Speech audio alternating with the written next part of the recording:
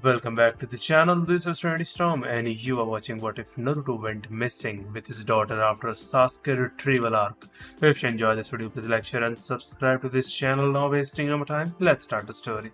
The 10th of October, Konohagakure, in honor of their fallen hero Minato, also known as the Yellow Flash, celebrations were held throughout the village. As if to testify to the nine-tailed fox, the sun was already starting to set behind the Hokage monument, illuminating the clear sky with a multitude of deep orange and crimson hues. Paper lanterns were lit in anticipation of the upcoming night, and the celebrations, which would continue long into the night, showed no signs of slowing down. In her office at the Hokage Tower, Tsunade drank sake while looking hatingfully at the village scene. She always had the worst day of the year on this day.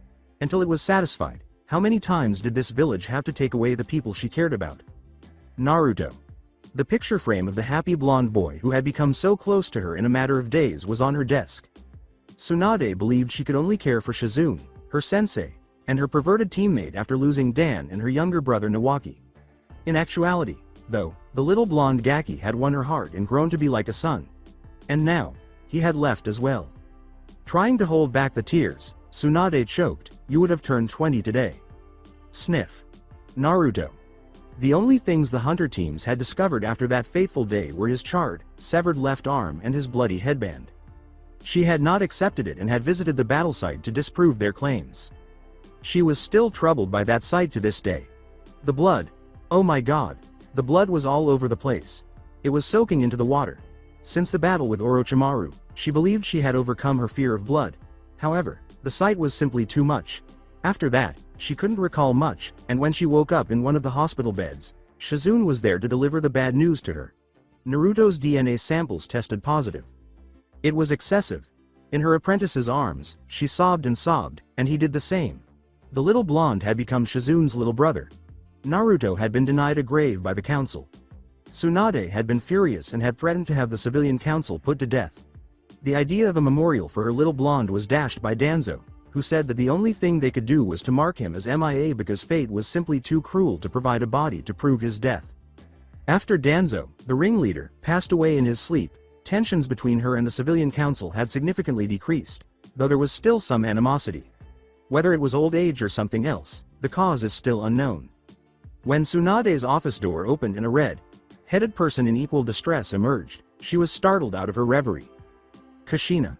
Everyone believed that Naruto's mother, Kushina, had passed away, but 2 years after his death, she had returned to Konoha with a daughter who was 4 years younger than Naruto. They discovered that the girl's father had perished in the bloodline wars while they were living in Kiri. Tsunade had been upset with her old friend when she saw Kushina and a girl who looked like Kushina. Konohagakure on the same day 5 years ago. After making sure she wasn't hallucinating, Tsunade yelled at the women, "How dare you? How dare she enter the boy's life now and try to influence him?" Tsunade, look, I know you're upset, but 15 years. 15 god. Damn. Fucking years. Where the hell were you all this time? Where were you when he needed you? She yelled. Tsunade, I know. How do you think I felt when I finally pieced myself back together after Minato's death? He never told me what he was going to do with Naruto. He just said he wanted to hold him. After that, I was unconscious and the first thing I wake up to is that my husband is dead and that my son now carries my burden. How was I supposed to handle that? By staying by your son's side, damn it. I tried, but I was just so full of pain that I wanted to get away from it all. By the time I was slapped myself out of it, I was stuck in Kiri when the bloodline wars started. But now I'm here, and I want to make up for lost time. Tsunade, please, where is my son? Not in the mood to try to coax Kushina into this, Tsunade yelled, well you should have fucking thought of that before he died. Tsunade. That was a horrible and cruel joke. Where is my son? Tsunade swore, not caring to watch her words in front of the young girl next to her mother, who began to cry. A joke. A joke? Tell me, is it a fucking joke that the council saw fit to send a team of genin after a team of a class sound nin to retrieve a traitor? Is it a joke that that same traitor, who killed him, was his damn friend? Is it a joke that the only thing left of him was his headband and a severed arm? Damn it, Kushina. Tsunade lamented. Mommy. Oni. Is dead? The girl said in a terrified tone. No. No. Tsunade, you're lying. You're lying. Tell me where my son is. Kushina yelled. Kushina attempted to refute Tsunade's statements. When Tsunade had had enough, she led them to the Konoha memorial stone, which had a list of the deceased and unaccounted for. She sobbed as she held her distraught daughter after seeing her son's name on that stone marked as MIA. They then moved into their old family home and made it their permanent home. She and Tsunade had finally worked out their differences after several months. Tsunade humped, "I thought I'd find you here, Tsunade-san." Tsunade stopped talking when Kushina produced a fine vintage bottle of sake behind her. "If Shizune sent you in to stop me drinking, then you can tell her." Kushina sat down on a chair and poured herself a cup of sake and one for Tsunade. "I relieved Shizune a couple minutes ago and told her I'd watch after you. Unlike her though, I know that sometimes sake is good for the soul." For a few minutes, the two drank in pleasant silence before Kushina interrupted. 7 years, Tsunade did not say. There was nothing more to say. Tsunade inquired, "Where's Tasuki?" Assuming her mother was present, wondering where Naruto's younger sister was. Tasuki dedicated herself to pursuing Naruto's dream of becoming a shinobi ever since her brother passed away. She was among the most devoted and motivated kunoichi in Konoha, and she won't show them any mercy, so may Kami have pity on the idiot who disparaged her deceased brother. At just 16, she was praised as Konoha's newest genius and was soon to be promoted to Jonin. Her mother responded, "She's spending the day at Hinata's." Tsunade gave a sympathetic nod. Since Naruto's passing, Hinata had advanced significantly. She wore the black mourning robes that the Hyuga wear after learning of his passing, and she told the council that she would never accept a suitor. Naturally, Heishi had challenged her, saying that if she lost, she would have to marry a suitable man in order to carry on the Hyuga line. When Hinata and her father cleaned the floor in front of the council that day, many were amazed by their display of invisible strength. As per the agreement, Hinata fulfilled her promise to remove the caged bird seal and would not be forced to accept a suitor to become the head of the clan. As a tale of tragic unfounded love, the story had gained a lot of popularity among the younger kunyachi. Hinata's natural beauty became more apparent as the years went by, drawing a swarm of aspirational suitors hoping to win the heart of Konoha's Lavender Maiden. However, her protective cousin Neji sent them all back with their stories between their legs. To put it mildly, it was unpleasant for those who dared to tamper with the Anbu captain. The two became close after Tasuki learned of Hinata's love for her late brother, and they frequently spent this day in Hinata's private garden, which was the only location in Konoha where a memorial for their departed blonde could be found. "Such a shame. I hear she still won't let the Uchiha visit her garden," Kushina replied. Tsunade laughed. Even though Hinata was courteous to Sakura and the final Uchiha, she would not allow them to visit the memorial in her house. She refused to let them even though they asked her every year. Even Kakashi, who had suffered a great deal himself. I think her exact words were, "While Naruto-kun may have believed you to be his friends, I will not, nor ever trust you. Now get the hell off of my property." Tsunade laughed. Kushina laughed piteously and said, she would have made one hell of an Uzumaki. Tsunade interrupted her response, "Yeah," as Jiraiya rushed through the window, frightening the two women. Jiraiya screamed, "Tsunade!" and her fist slammed into a wall, causing him to slide off in a humorous manner. "Damn it, Jiraiya. Use the goddamn door. You want to give me a heart attack, you?" Jiraiya interrupted her as he stood up and wiped the dust from his face, saying, "Tsunade, call an emergency meeting with the clan heads in 10 minutes, he meant it." "What is it about?" With that, he left. "I'll tell you at the meeting. I need to get some things ready for it." After saying, "Damn it, Jiraiya," Kushina stood up and slammed the cork. "Come on, it must be urgent." Tsunade followed her out the door after sending multiple Anbu to alert the relevant parties. Hinata's private garden and the Konohagakure Hyuga compound. Sitting in the shade of the sakura tree beside the memorial stone, Hinata and Tasuki reminisced about her brother's antics during the academy days. "I remember the day before the academy exams, Naruto pulled his biggest prank. He said before he graduated he wanted to do something big before he began his ninja debut. What did he do? I remember that Hokage Hiruzen was so mad, Naruto had painted the Hokage monument in broad daylight. The Anbu had chased him all day, but could never catch him. To this day, no one knows how he did it." Hinata laughed. "No way." Tasuki exclaimed, perplexed. Was that even feasible? Indeed, Konohamaru and his companions had brought it up, but they omitted that minor detail. They both laughed for a while before they sat in cozy silence. Yup. Konohamaru tried to do it after Naruto, but they caught them before they even started. Naruto had once told Hinata that he thought she would look lovely with long hair, so she had grown it out. She was honoring her deceased beloved by wearing her traditional black kimono with an orange obi. Tasuki had her Konoha headband tied around her left arm and was wearing a chunin vest. She was dressed in the traditional shinobi sandals, pants, and navy blue undershirt. Like her mother, she let her red hair fall loosely, which accentuated her blue eyes for the admirer. Hinata. Yes, Tasuki. Chan. Do you think Oni-chan is proud of me? The touching moment was interrupted when Neji showed up wearing Anbu gear. Naruto would be proud of you no matter what you choose to do, as long as you never give up. When Hinata and Tasuki heard the words, Hinata, pardon the intrusion. Tsunade has called an emergency meeting with the clan heads in 10 minutes. They immediately stood up and left. Before departing the clearing, Hinata bowed before the stone. Before Hinata called out to her, Tasuki started to head home. Will you not come with us, Tasuki-chan? But isn't this a clan head only meeting? The three of them left for the meeting after saying, yes, but you are one of the last of the Uzumaki clan, so I think that will call for an exception. Come. Konohagakure. Council chamber. Due to the absence of the civilian council, there was a relative vacancy of seats. Despite this, the population had steadily decreased following Danzo's passing. Everyone was seated, and there was a murmur in the air. Tsunade turned to her fellow Sanin after everyone had been counted. Tsunade demanded, Jiraiya, will you finally tell us why we are here?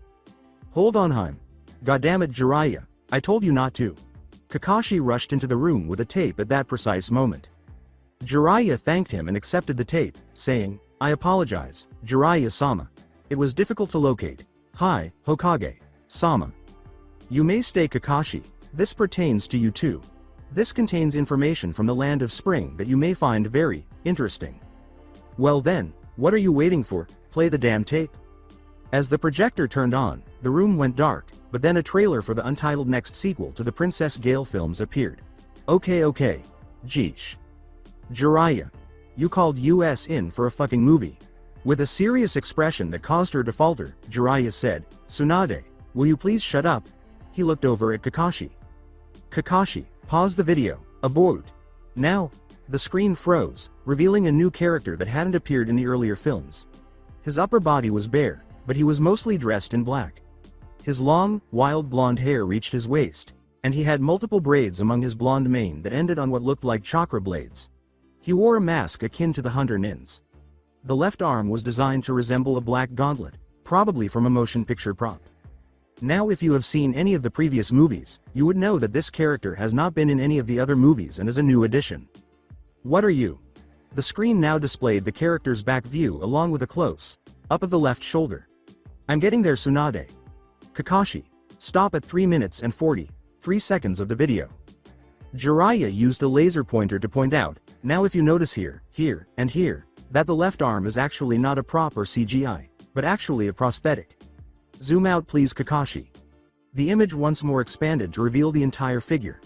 Now notice that there are only 9 braids ending with blades. 9.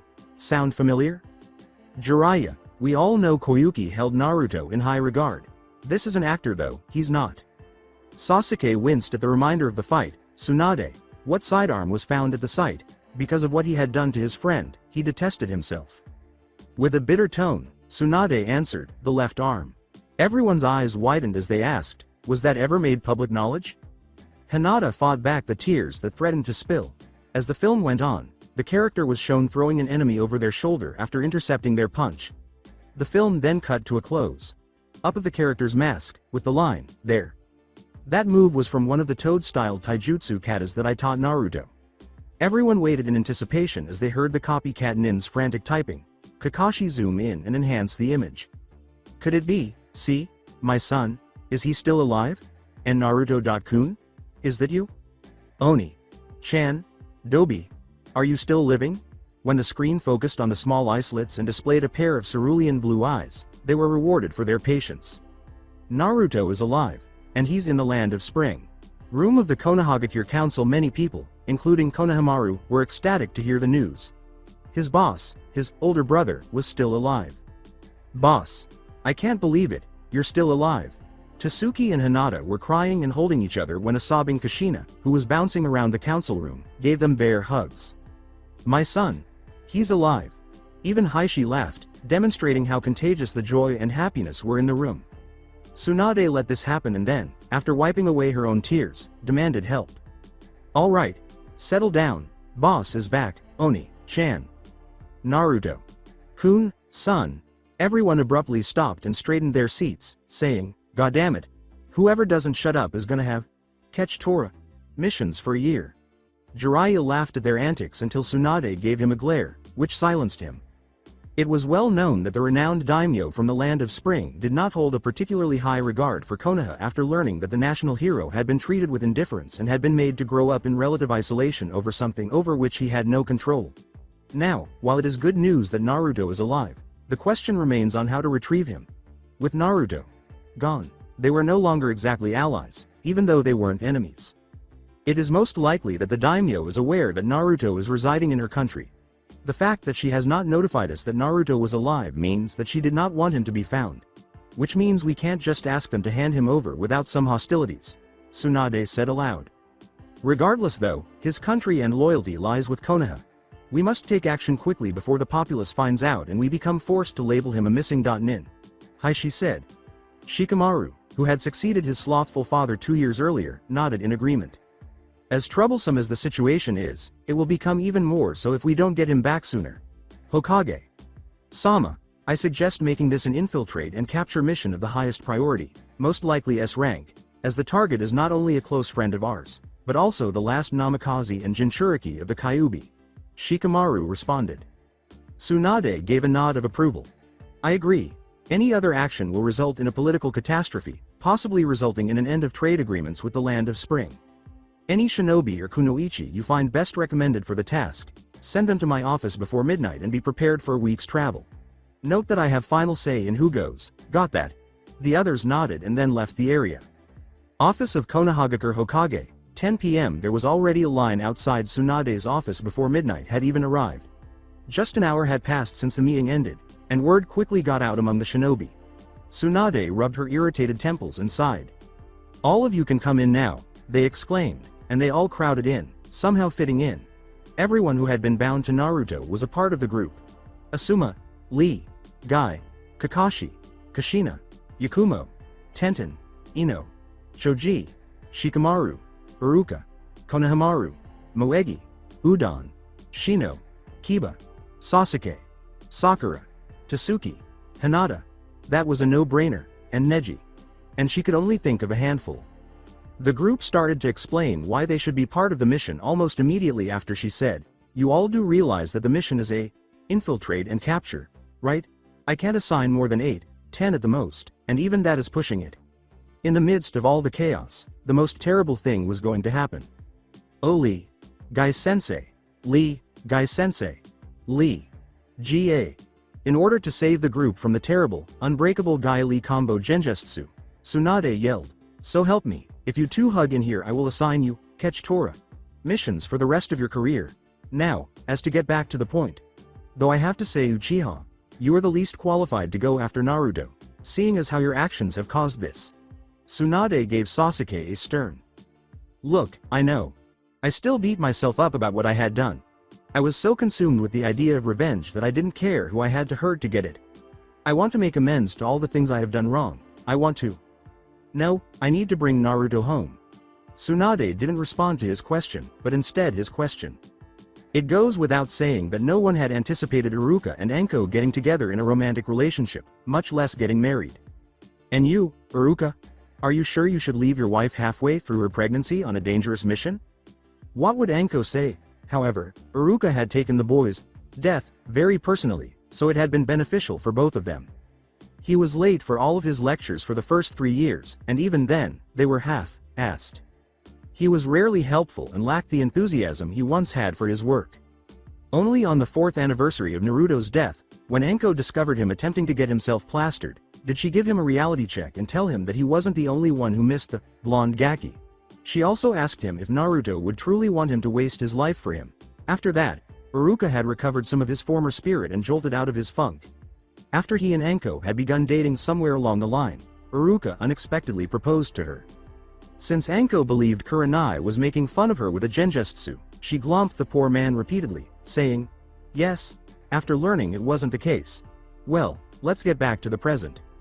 Enko responded, emerging from the crowd, Please, Tsunade. Sama, he's been doting over me so much these past months, I want him to leave for a bit. Even though it might have seemed rude, this is how it looked when translated from Enko to English. Something along the lines of, honey, it's okay, you can go. You need to do this for yourself. Be safe.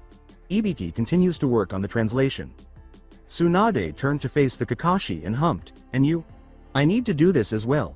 I was his sensei, and I never really did as much as I should have for him. This is my atonement as well.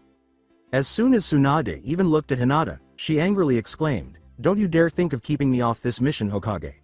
Sama. I've spent 7 years thinking Naruto-kun was dead. I will not stand by idle while Naruto-kun is out there alive.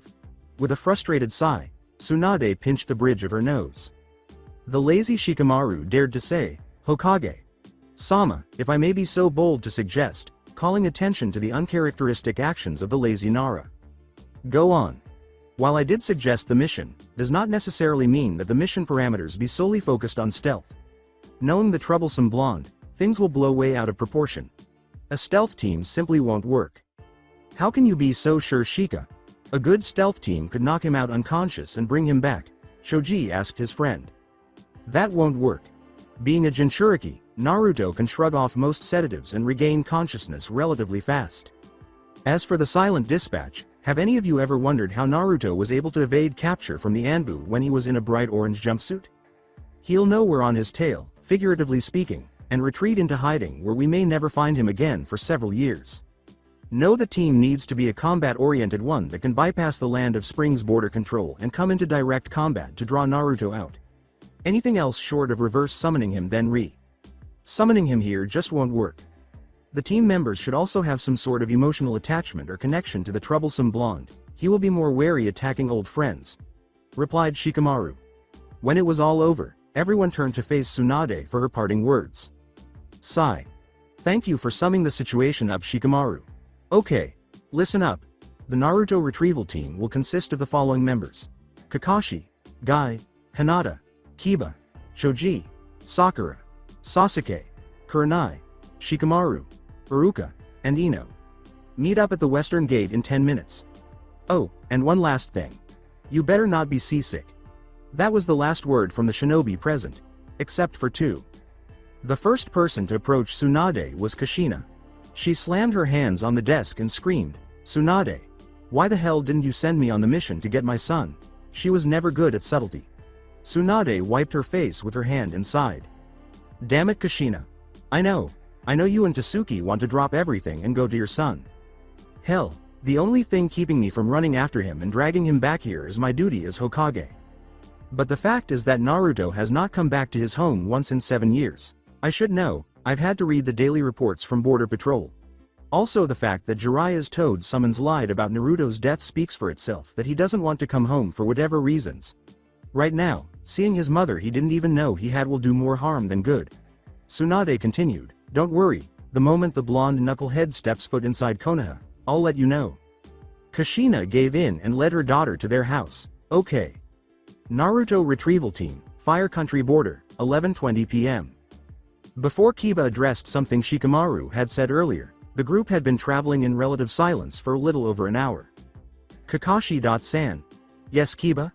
Everyone nodded in agreement, as everyone had been considering this, with the exception of Nara. Why doesn't Jiraiya just use the reverse summon technique on Naruto? I mean, he is the Toad Sage after all. With a sigh, Kakashi responded to the brazen Inuzuka's query. Normally, yes, that would be the case. A summoning contract allows the current sage that kind of pull over lesser summoners. The only time they cannot do this is when the summoner is either removed, which means they've signed a different summoning contract, or if they're dead. Jiraiya had come in contact with this information a week back, and checked with the Toad Elders to make sure before he brought it up with Tsunade. The Elders had told Jiraiya that Naruto's status read, deceased, on the scroll, but they were acting shifty, as if they had something to hide. But wouldn't they have to answer Jiraiya truthfully? See, that's the thing with summons. They're not obligated to help you out. Some would even leave you out to dry if they wanted to. Others, like Manda the Snake Summon, set requirements that you must complete before they would even think of helping you. So technically, the Toad Elders could tell Jiraiya to stick it up his ass, so to speak, and deny an answer. As they are obviously doing now. which makes this mission all the more difficult since Naruto is making it clear he doesn't want to be found, which makes our job harder. A strange silence enveloped the group at Kakashi's announcement. And while this is a S-class secret, it does pertain to the mission and you are entitled. Recently one of Jiraiya's spies caught word of an organization calling themselves the Akatsuki, and are comprised solely of S-class missing nins. Their objective seems to be to gather all the Jinchuriki, though for what purpose we don't know. And the fact that we now know where Naruto is, you can be damn sure they know too. Which makes this mission all the more harder. After remaining silent since their departure, Hinata, A.N. Hinata always wears her Shippuden outfit when she is on a mission, was the first to say, "We'll get him back. We will bring him back. Konoha, it's his home, and it still is. We're his family, his precious ones. So help me, if I have to drag him back to Konoha kicking and screaming the whole way, I will. And if the Akatsuki try to take him away, I will make sure I deal with them. Personally," she screamed. The Hyuga heiress's words strengthened everyone's resolve. Kakashi thought, a woman in love is a scary thing. Somewhere in the land of spring, 3 days later, standing on a stage in an underground ruin with surfaces covered in ancient hieroglyphics and inscriptions, a man wearing formal robes held a magnificent gauntlet in the air, directing rays of power in unremarkable directions. The group in front of him made the man laugh. "Behold, Princess, the gauntlet of Sasuke. With its power, the third column shall create a new order. Our order." The man grumbled, "Too long has humanity been devoid of judgment, but for no longer. We shall act as the hand of God, and create a new order." Princess Gale shot back, "You would do so at the price of thousands of innocents. Have you gone mad?" Once the princess said, they should feel honored to be used in the name of peace. One of her bodyguards appeared. His blonde mane swaying wildly in the air from the force of the evil vortex of power, his face masked. He gestured to the madman with his black gauntlet. "It isn't peace, it's a dictatorship, with you at the top." The man said, mockingly hurt, "Oh, how you wound me, brother." Other men emerged from the shadows, dressed similarly. "Tell me, brother, why do you fight against your brothers and sisters for those who hate you for your gift? These allies are using you. Nothing more, nothing less. As soon as you've outlived your usefulness, they'll stab you in the back." "Don't listen to him," shouted Bohoya, the guard. The man went on. "Even now, brother, our offer still stands. Come back to the waiting arms of your family, where you belong." The masked guard responded angrily, "You can take your offer and shove it up your ass for all I care, instead." With regret, the man shook his hand. He blocked a spell from the princess, so whatever he had planned to say next was never heard. "It is a pity, brother. But not even for family will the way to the new order be stopped. We didn't come here to trade words, we came here to stop you, and that's just what we'll do." At this point, everyone in the group erupted, with Princess Gale heading straight for their leader while the guards took care of the henchmen. The man casually swatted away every single blow the princess delivered. "How?" The man was laughing. "Don't you get it? With Sasuke, I am God." He then struck the princess viciously, knocking her staff away. Dark energies developed on his right hand, and in a sudden motion, he thrust his hand forward, intending to stab the princess in the heart. "Enough of these childish games. It is time to end this." "Princess." Gale heard the sickening squelch of pierced flesh as she closed her eyes, but he noticed that there was no pain. She opened her eyes and saw the blood-stained hand of the man sticking out of her masked Ali's body just inches from her heart. She cried out in horror, "Yuru!" All Yuru could do was laugh, coughing up blood. Looking over his shoulder, Yuru called, "Are you okay? Cough, princess? Why did you?" Yuru cried out in agony as the robed man violently twisted his arm, saying, "You still defy me, brother. To think, I would have given you a painless end. Now, you can suffer with the rest of them." "Stop it!" exclaimed Princess Gale. With a laugh, the man pulled his arm away from Yuru, or tried to. Yuru's right hand was clamped like a vice around his arm when he looked to see what had stooped him. Despite his best efforts, he was unable to escape. Yuru just laughed. "Let go of me," she said. Yuru raised his left arm, his black gauntlet shining in the light, and said, "Hee hee. Cough cough. You know, I still see them. In my dreams, they come to me. Every cough. Man, woman, and child I ever killed. Every sin comes back to haunt me. I've done so many things wrong, but at least in the end, I got to do one thing right. No, let go of me." The man cried in a desperate attempt to push his arm free. "Gladly." Yuru sneered and used his clawed hand to tear the man's right arm from his body. Gah! In a helpless attempt to halt the blood flow, the man gripped his severely bleeding side. Yuru ripped the severed arm off his body and threw it away before collapsing. Princess Gale used this time to complete the battle. "It's over," she exclaimed, and the man turned to ashes with a surge of power from her restored staff. The noises of combat subsided, and every member of the order was sent out. Her faithful friends moved aside to make room for their princess, who was huddled and holding their dying comrade's head in her lap. She stared into the cerulean blue eyes of her fallen ally, his mask cast aside, tears streaming unheeded from her eyes. She cried, "WH. Why? Hick. Why did you do that?" Yuru gave her a sorrowful smile. Yuru's feeble response, cough. "I did it, because you were the first person. Cough cough. To ever be my friend," made Gale sob even more. Handing his necklace to Gale, he clasped it feebly. Her gaze expanded. "Here. I want you to have this. But it's the only memory you have of your previous life." He pushed it into her hands after saying, "Please, I want you to have it. Think of it as a gift." Cough. I wonder if I'll ever see you again. But I doubt it, since I'm going to hell.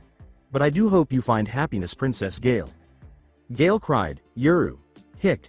I'll never forget you. Karaz. I just remembered. Cough. My real name. It's Karaz. It's a beautiful name. My time's up. Cough. Goodbye, Princess Gale."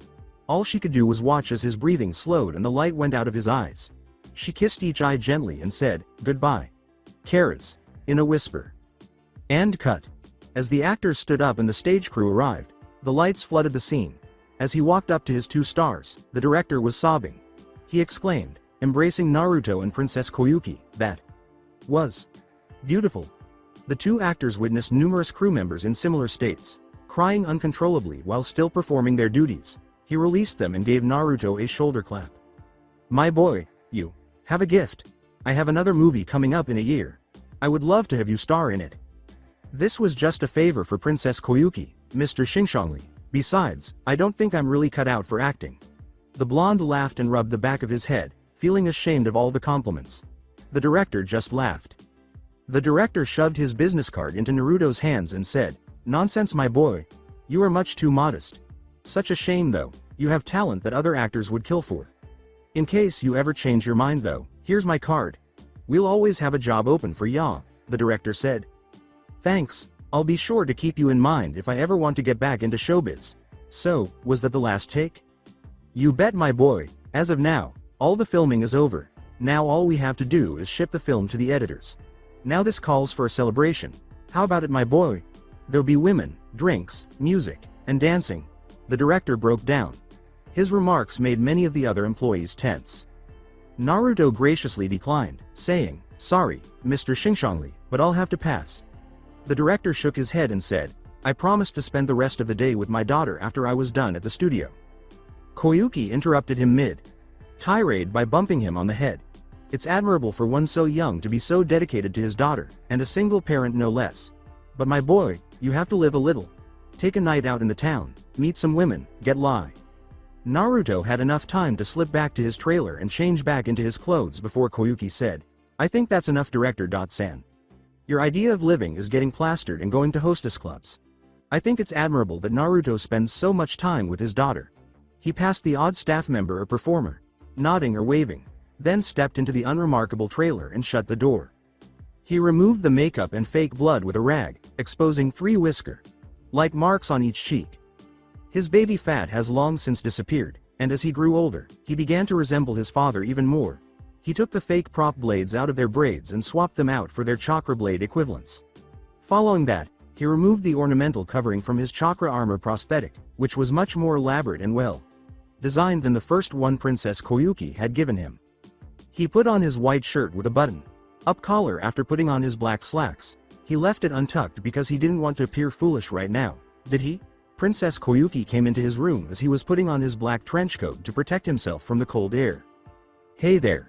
Without stopping to cover his whisker marks and protect himself from the cold air outside, Naruto wrapped the white scarf around his lower face and said, "Hey. You're going to leave now, aren't you?" Naruto let out an inward sigh. He anticipated this. I can't thank you enough for giving me this job and allowing us to live normal lives for a little while. Yes. At the end of the week, Hikari and I will go to Suna for a short respite. Well, I should get going. Hikari is expecting me soon, and I wouldn't want to make her wait, Naruto said, hoping the conversation would end, and headed for the door. But Koyuki grabbed his shoulder before he could open it. Naruto, you can stay here.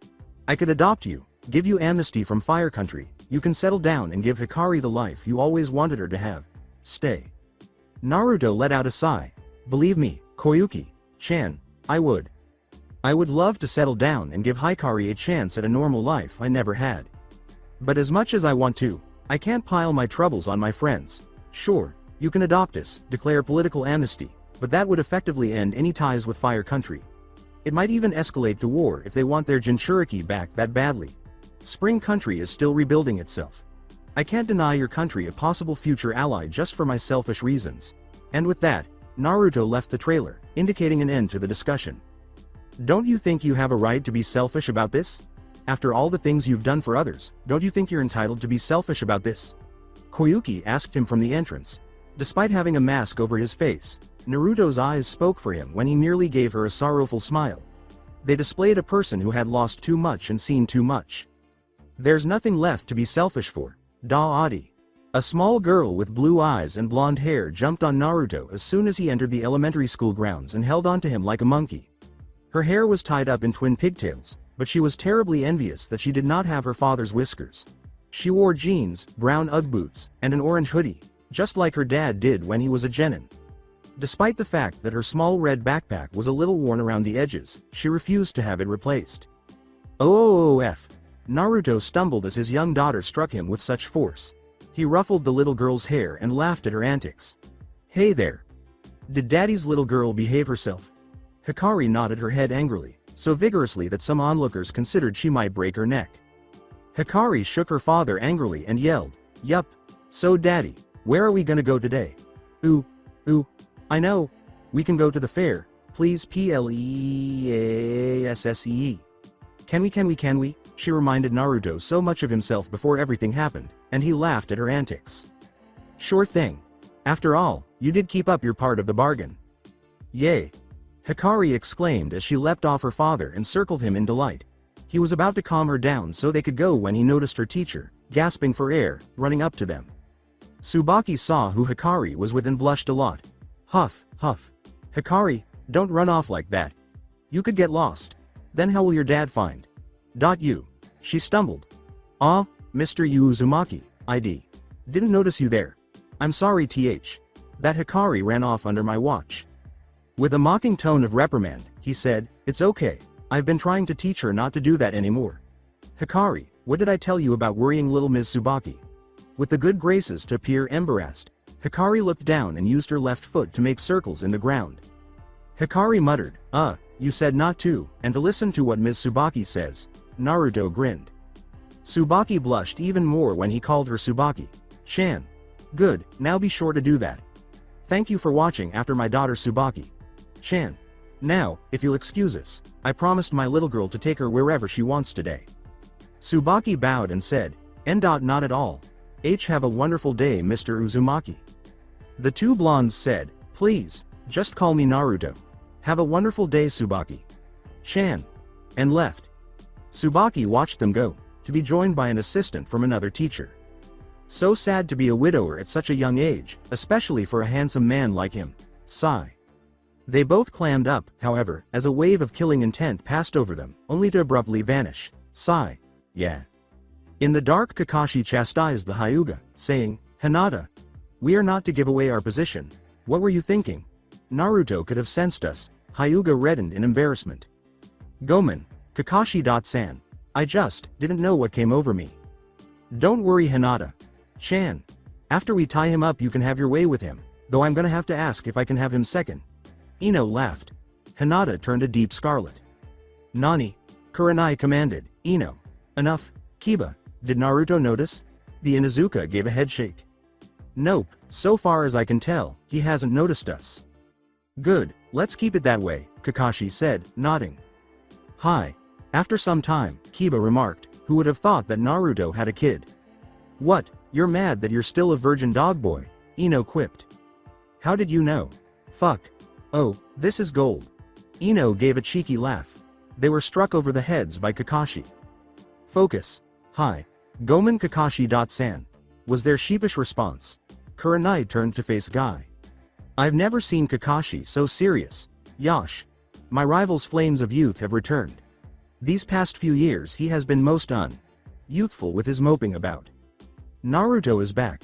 As though he had been made to listen to one of Guy and Lee's speeches about the flames of youth, Naruto experienced a chill. Is it possible? No, I must be dreaming. There was a lot of activity on the fair grounds. There were magicians entertaining the audience with their tricks, acrobats performing stunts, and stands with prizes for the fortunate winner.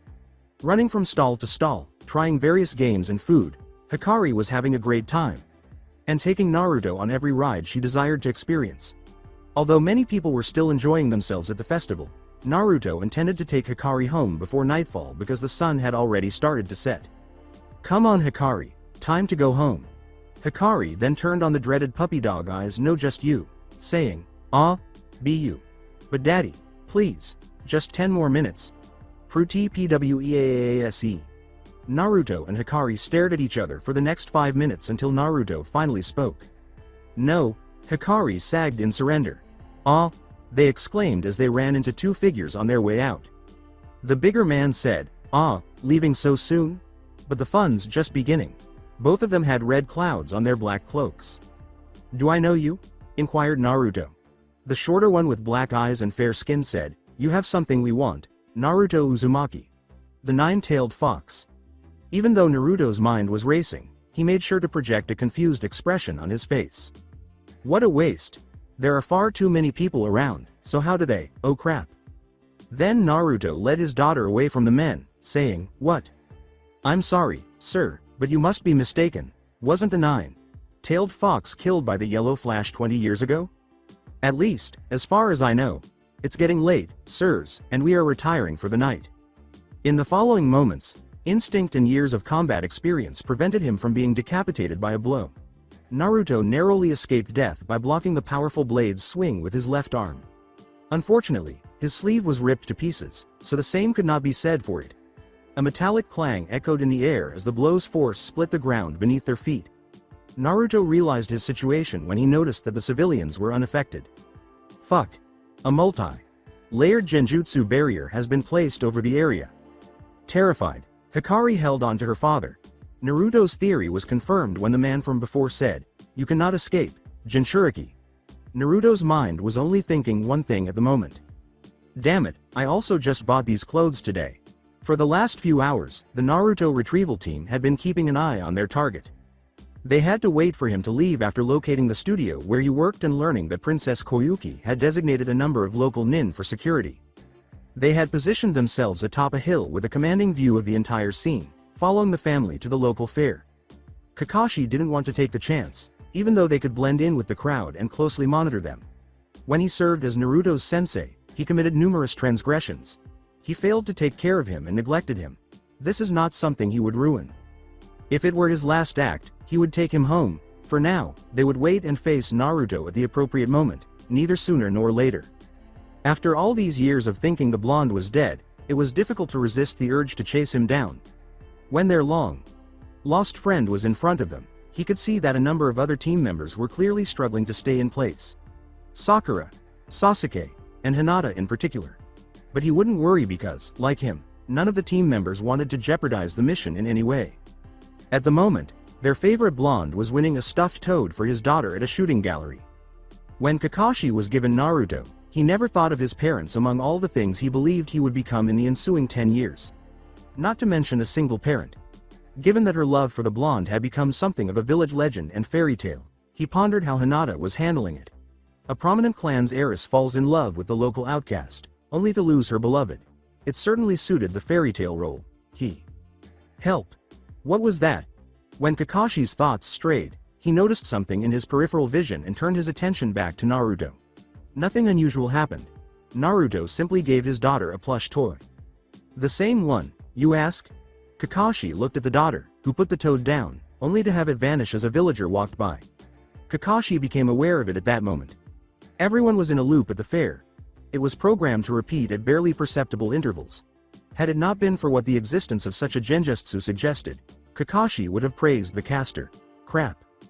The comm net was immediately filled with terrified voices as someone said, "Team, this is Kakashi. Code Red." I repeat, Code Red. Someone's made their move on Naruto. What? Where? But Naruto's still there. Kurenai, focus on the daughter, notice anything? She snapped back, I don't see why. Oh, shit, we've been duped. It's a genjutsu. How could Konoha's genjutsu mistress be tricked? It was unacceptable and might have been Naruto's demise. The squad had failed to remove the genjutsu despite Kai's repeated murmurs. Kakashi said, "Got any ideas, Kurenai?" Every second felt like an hour as he waited. Every second mattered in these circumstances. The difference between life and death could be 1 second. Naruto was so close to being brought home when Kakashi refused to let him die. It's well crafted. They probably have a partner nearby that is continuously layering its structure in order to ensure the genjutsu does not dispel, or they have set custom seals in a perimeter to induce a similar effect. While we could just charge in, we would be at the attacker's mercy. Kakashi murmured under his breath. Kiba, can you detect anyone in the surrounding vicinity? I can try. But with so many people, Akumaru and I are going to have a hard time finding the partner in all the background sense, replied Kiba. Kakashi-san, I think I found something. What is it, Hinata? I found the seals. It looks like they've also put barrier tags as well. There's 4 in total in a roughly square shape. The closest one is half a mile northwest of us. About another mile up is the second one. Half a mile northeast is the third, and the fourth is a mile southeast. Thanks, Hinata. Kiba, Sasuke, Guy, and Iruka. I want those seals taken down now. We'll be in position to offer assistance if needed. Be careful. They might be rigged with traps or fail-safes. Hi. Be careful, Naruto. Hinata begged herself in silence. Within the barrier. Naruto deadpanned, so, I'm guessing an IOU's not gonna cut it, is it? The sword-wielding man laughed. When his friend Gaara was mentioned, Naruto's eyes narrowed. So, we got one with a sense of humor. Well, at least we're not the ones tasked with getting the lunatic one-tails, huh, partner? Fearfully, Hikari questioned, Wah. What did you guys do to Uncle Gaara? The man laughed. Oh, don't worry your little head over it, your daddy will be joining him soon. You bastard. Kage Bunshin no Jutsu. A Naruto clone spoofing himself became. Hikari was given to the clone by Naruto. The clone nodded and said, take her to the safe house. Desperately, Hikari grasped for her father. Daddy. No, she blurted out. Naruto gave her a smile. The shadow clone fled after saying, don't worry. Daddy's gonna beat these guys, I'll be back before you know it. The other man, who had not yet moved, ran toward the clone with a kunai in hand and struck it in the back of the head, disturbing it. Hikari was knocked to the ground by the clone's momentum. The girl was forced to the ground by the man's foot on her back. A chakra-armored fist slammed into his face, sending him flying through multiple stands. Did you think we would let any witnesses live? Your exile has made you. You even fucking touch my daughter, and I'll send you straight to hell, Naruto yelled. The man with the sword whistled. A man with fair skin and the distinctive black eyes of Uchiha emerged from the wreckage, his veiled kasa forgotten. Whoa, 12 stands. Packs quite the punch, Itachi, said the man. His jaw was starting to bruise, so he rubbed it.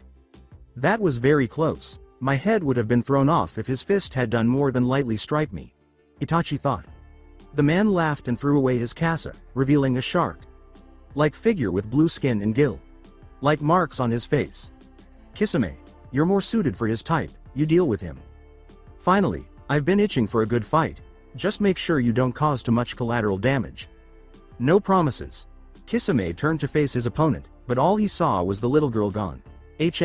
Very well. Naruto laughed. Hey, where'd the brat go? Safe. That's all you need to know. Now surrender and die. Don't you mean surrender, or die? Nope. Kisame laughed and said, I like you, kid. Can't say the same for you, shark ass face. That's it. Some of the team stumbled after a massive explosion from inside the barrier sent tremors through the valley. Kakashi said into his communicator, shit. Guys, what's the status on those seals? Guy replied, ETA 30 seconds, shish. T. Naruto, please persevere. Samahada delivered a fierce blow that sent Naruto reeling back. He was blown back, his feet making rivets in the dirt. The impact had left a burn mark on his chakra armor arm. The blow resembled one of the old hag's punches. Damn it. He could see the silhouette of the furious Kisame sprinting in his direction while brandishing his sword fiercely. Kisame said, "What was that bitch? He must be sensitive to the color of his skin." Oh shit. Kisame leapt into the air, his sword raised above his head to bring it down in a crushing axe. Like motion, forcing Naruto to dodge. A massive fissure formed at the point of impact. With a tremendous burst of speed, he roared, "Damn it, stay still," and rushed after Naruto. Itachi was wondering where the young girl Naruto was with had disappeared to while all of this was going on. The barrier is still in place and hasn't shown any indications of breaking. And where did she go? I don't feel like she's in here. Itachi's thoughts were interrupted when he had to dodge a piece of falling debris that was headed his way. Itachi sighed at his partner's destructive behavior, saying, "Shit. Sorry Itachi." Kisame was even more enraged because their target had not yet retaliated. However, Kisame would soon up the ante, changing that. As opposed to 5, 4, 3, 2, 1. Sweden. Bakusu Shoha. Kisame exclaimed, and a huge stream of water shot out of his mouth, forming a huge tidal wave. Kisame rode in the front of the wave, smiling merrily at the prospect of blood being spilled. To his astonishment, the waves followed Naruto as he leapt, giving Kisame the opportunity to slit his chest. The wound stung like a bitch, and Naruto could hardly backstep to avoid getting cut in two. However, there was a strange loss of chakra along with the pain. Now that the barrier had been put in place, the entire fair had flooded and looked more like a lake than a valley. Naruto realized, that thing drains chakra, doesn't it? Kisame laughed. With a laugh in his eyes as he recalled those fights, Kisame said, "Yup. You're the first to realize that after the first hit. Usually most only piece it together before Samahada here rips them to shreds." Naruto responded, "Well, that's annoying." He produced a tanto from inside his trench coat, with a dark oak handle and a blade that was straight and no longer than his forearm. He assumed a defensive stance while holding it in his right hand in a reverse grip. Kisame laughed and said, "Huh, you think that's gonna do you much good against Samahada?" Naruto just grinned. Kisame gave a shrug. "Oh well, I suppose it's your funeral." Both figures rushed forward, eager to land the first blow. As Kakashi put it, "Okay team, the seals have to be removed at the same time. On 3. 1. 2. 3. The seals were removed with ease, almost too easily. Indeed, the barrier broke down, causing a flood of water to quickly fill the valley. Had the team not acted swiftly, they would have drowned. After the genjutsu was dispelled, Naruto and a man brandishing a huge bandaged sword engaged in a furious kenjutsu duel. However, 4 figures approached to stop them before they could act. As he appeared alongside Kisame's clones, the man said, "Ototo, you've grown. I'm sorry, but I cannot let you nor your allies interfere in this fight." Itachi. Kisame was furious. This brat was blocking all of his hits like nothing, but how the hell was that possible? That little tanto ought to have been broken in two by Samahada. It was enragement. The Jinchiki chose to counterattack with his left arm and chakra blades, which he might add were extremely annoying, rather than even using the weapon to strike. In order to keep the chakra blades in his hair spinning like serpents before slashing him at an unexpected angle, his opponent never settled into a stationary stance but instead was always pivoting and flowing. He got a close-up look at it when he defeated Samahada with an overhead blow, only to have the short sword counterattack him. There was no edge to the tanto. It was blunted and had odd inscriptions carved into it, despite appearing to be of ordinary design. "Hold on a minute." Kisame screamed, "You ass, what the hell did you put on that sword?" Naruto laughed. Finally pieced it together, "Huh? As you know, it's a defensive weapon. Null here matches any chakra, momentum, and force applied to it and sends it back, nullifying any kenjutsu-based attacks. Right now it's just a battle of skills." Kisame grinned. He swung low over Naruto's legs and said, "Boy, you've been the most interesting battle I've had yet. Shame I have to capture you." However, Naruto flipped it over, nicking him on the cheek with one of his chakra blades. "Let's see about that," Naruto said sarcastically. Kisame scowled. Those chakra blades were bothersome, unpredictable, and would cause trouble in the future. Although they had only caused minor cuts to his flesh thus far, what if they had planned to give him a false sense of security before killing him? In any case, continuing to fight in this manner would be tiresome and time-consuming. Even though Itachi had gone to eliminate the intruders, it would be preferable if he completed this as soon as possible because the barrier had already been breached. He hurried back and made a number of hand signals. Sweden. Senshokuko. 1,000 sharks surged forward, forming a wave of ravenous teeth, out of the still water. They savagely charge ahead. Naruto went pale. Shit. He snapped out of his daze and dashed forward, his wind chakra coating his chakra blades, which were glowing. He released the wind chakra as he leapt and did a front flip, and it merged to create a massive crescent that rose far above the wave of teeth. Burrito Makadzuki. Kisame was rendered unconscious as the crescent sliced through the wave like a hot knife through butter, until he realized the attack was directly aimed at him. Shit. He hardly raised Samahata to deflect the blow, but the wind chakra flayed where Samahata couldn't cover. Even though Samahata had managed to absorb a sizable portion of the chakra, Kisame's breath came in sharp gasps because the blow felt like the culmination of 1,000 of Gaia's blows. His right shoulder and shin had been cut open, and his right leg below the knee might have been severed if he hadn't been covering his skin with chakra for protection. However, neither did his opponent appear to be in a better position. Such an attack must have required a monstrous chakra. Naruto wheezed, huff. Huff, you give up? Huff. Ha, huff. As. Huff. If. Kisame shot back, feebly. Stubborn bastard. Right back at ya. The battle against the Kisame clones had been fierce for Kakashi and company. These, however, were far more resilient and did not dispel after a few hits, in contrast to typical clone types. Sasuke's fireball attacks even singed one's right arm, but it continued to function. Itachi hadn't even touched them, and they were already having trouble. When the team saw the chaos from Naruto's battle, they became alarmed. Kisame, the clone, swung at Kakashi's head, nearly decapitating him. I would worry more about your battle than the Jinchurikis. Don't worry, we won't kill him. Yet. The replica grumbled. Similar issues with their opponents were plaguing Ruka and the others. Sasuke screamed in exasperation, damn it. What does it take for you bastards to die? His opponent had shrugged off a Chidori that he and Kakashi had both driven into them. Another explosion in which Naruto was present signaled that things were getting worse. Hinata screamed, Naruto. Kun. Let me through, and struck the clone in the balls with a Junkan strike. Every man in the area cupped their family jewels in agony and terror as the clone dispelled the pain, which was too great for words, even Itachi. That works too, said Sasuke absently. However, when they spotted a figure speeding toward them, the fight ended. The actual Kisame struck the water close to Itachi, sending a massive splash of water flying in all directions. On his back, he floated slowly back to the surface. Itachi said apathetically, I see you are having difficulties, Kisame? Kisame yelled, cough. Cough. No shit, Sherlock. Cough. As the clones dispersed, Itachi nodded and lifted Kisame. After they left, the water grew weaker until it vanished as well. We shall depart for now. I hope you become stronger, Ototo, until next time. Naruto. Kun, Hinata and the others hurried to the bloody Naruto, who was limping slowly towards the end of his life. He was a complete mess, with blood splattering in his blonde hair and multiple cuts that were still healing, some of which exposed the underlying bone. Before collapsing to his knees and coughing up blood, he attempted to walk. Hinata helped him up gently while the others hurried to the scene. Kakashi's only thought upon seeing Naruto's bloodied form was, oh god. How could he have allowed this to occur? Naruto was found near death, despite their best efforts to bring him back. After struggling through what was left of his trench coat, Naruto took out a key, threw it into the air, and turned it, which caused an unexpected door to open. With the assistance of Hinata, he staggered forward, and the others soon followed. They entered an opulent house with mocha-colored walls and hardwood floors. The living room and kitchen were connected by a narrow hallway. The living room was dominated by 2 plush, leather couches, a big television, and a dark wood coffee table. The kitchen itself featured cherry wood cabinets and granite countertops.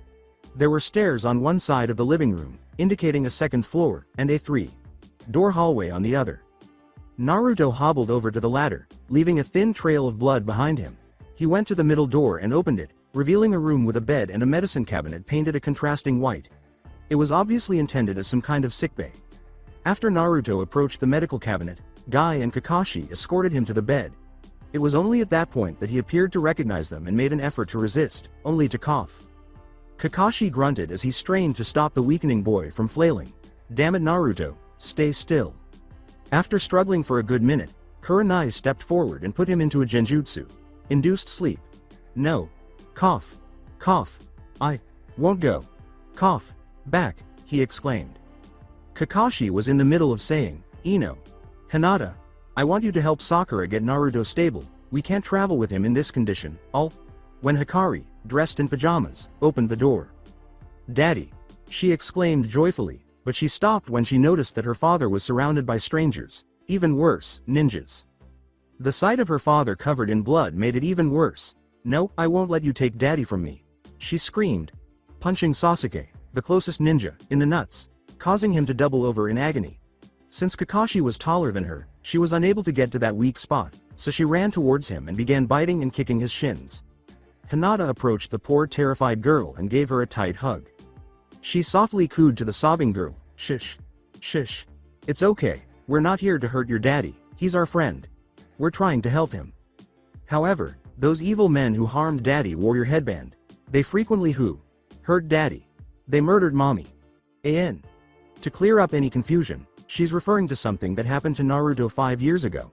The team was taken aback when the young girl sobbed. Was this the reason Naruto never returned home? The entire group felt ill, as though they were somehow to blame. We would never harm your father in that way, so don't worry. Hinata is my name. What is yours? The young girl appeared to relax, but only slightly. M.My name's Hi. Hikari, she sniffed, and Hinata grinned. That's a beautiful name. She responded, my Daddy says it's B, because I'm his little light in the sky. The unspoken meaning that this girl was the only reason he had to live was upsetting to someone who never gave up. Everyone was curious as Hinata rocked the young girl gently. Naruto, how much have you suffered? The procedure had taken 6 hours, and despite everyone's tiredness, none of them would rest.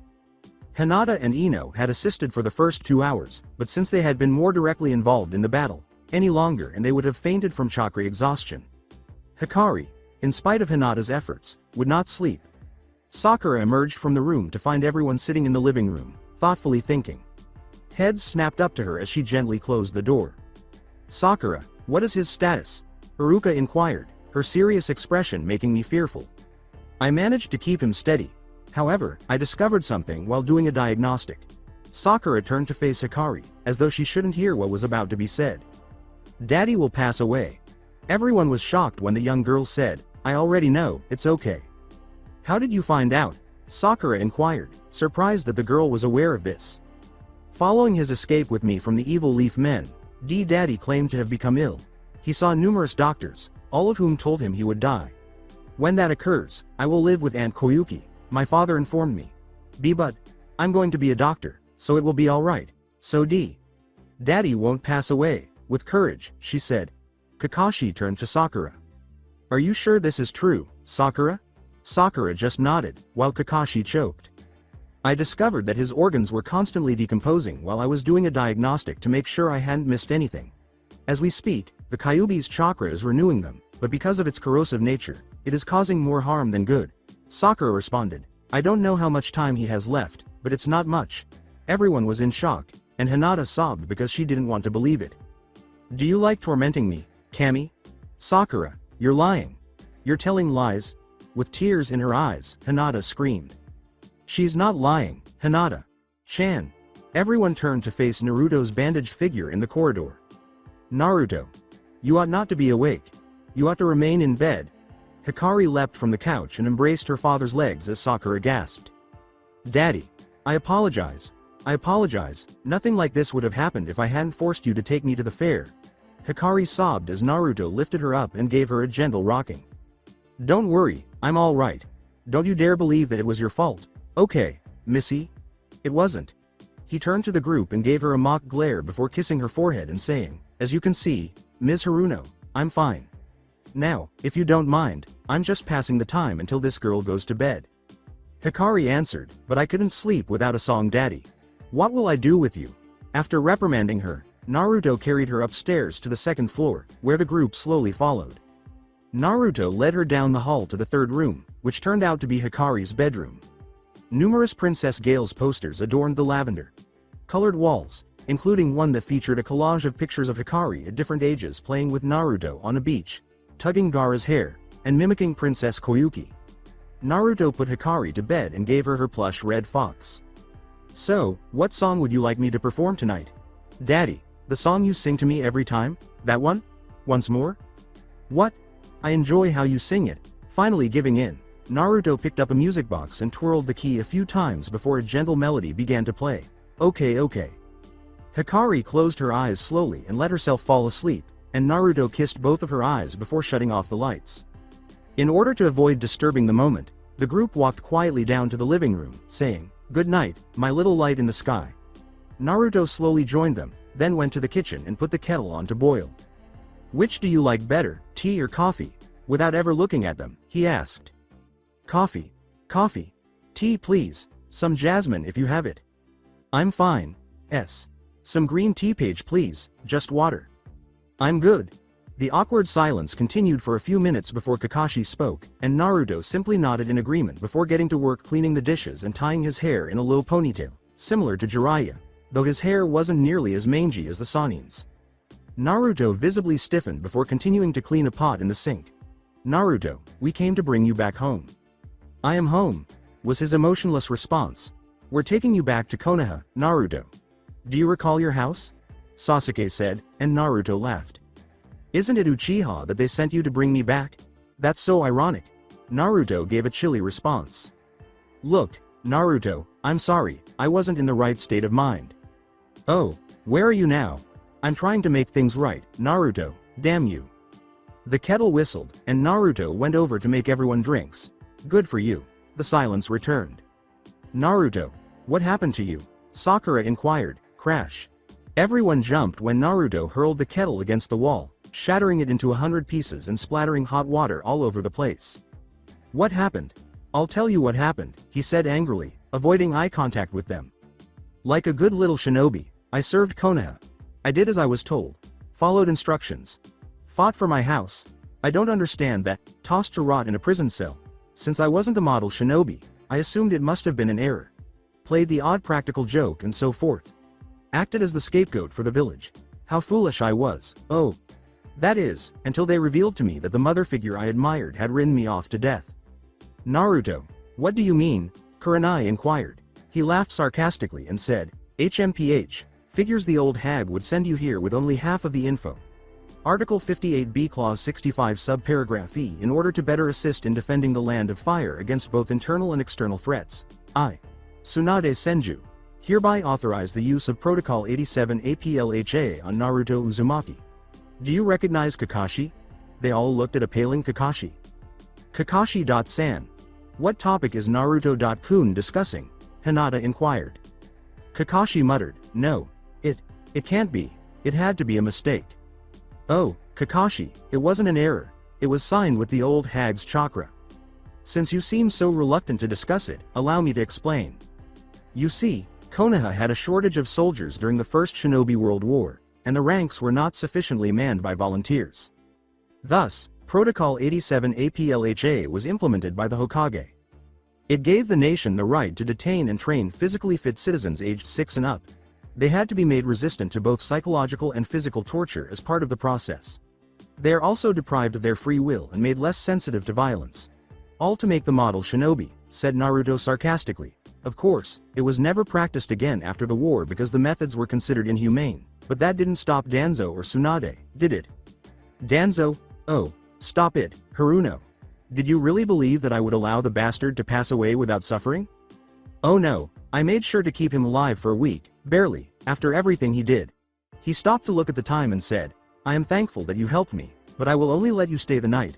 I was able to get Hikari out of there before the sick bastards could do anything to her, but there is no way in hell am I going back there. I expect you to be gone in the morning. Good night. He then departed from the group to reflect on this discovery. The group discovered that the house had been modified to accommodate them, giving each of them a room with a bed, bathroom, and shower. No one had left their positions, and a gloomy atmosphere descended upon them. They couldn't believe what Naruto had said. Could Tsunade really have done that?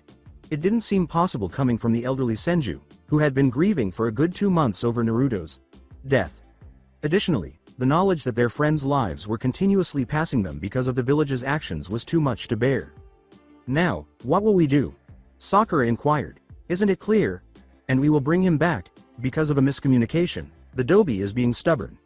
Tsunade practically views him as her son. Sasuke shot back. Would she do that, in your opinion? Absolutely not. Shikamaru sighed. Fuck it. Tie him up, and drag him and his daughter back home. Uchiha.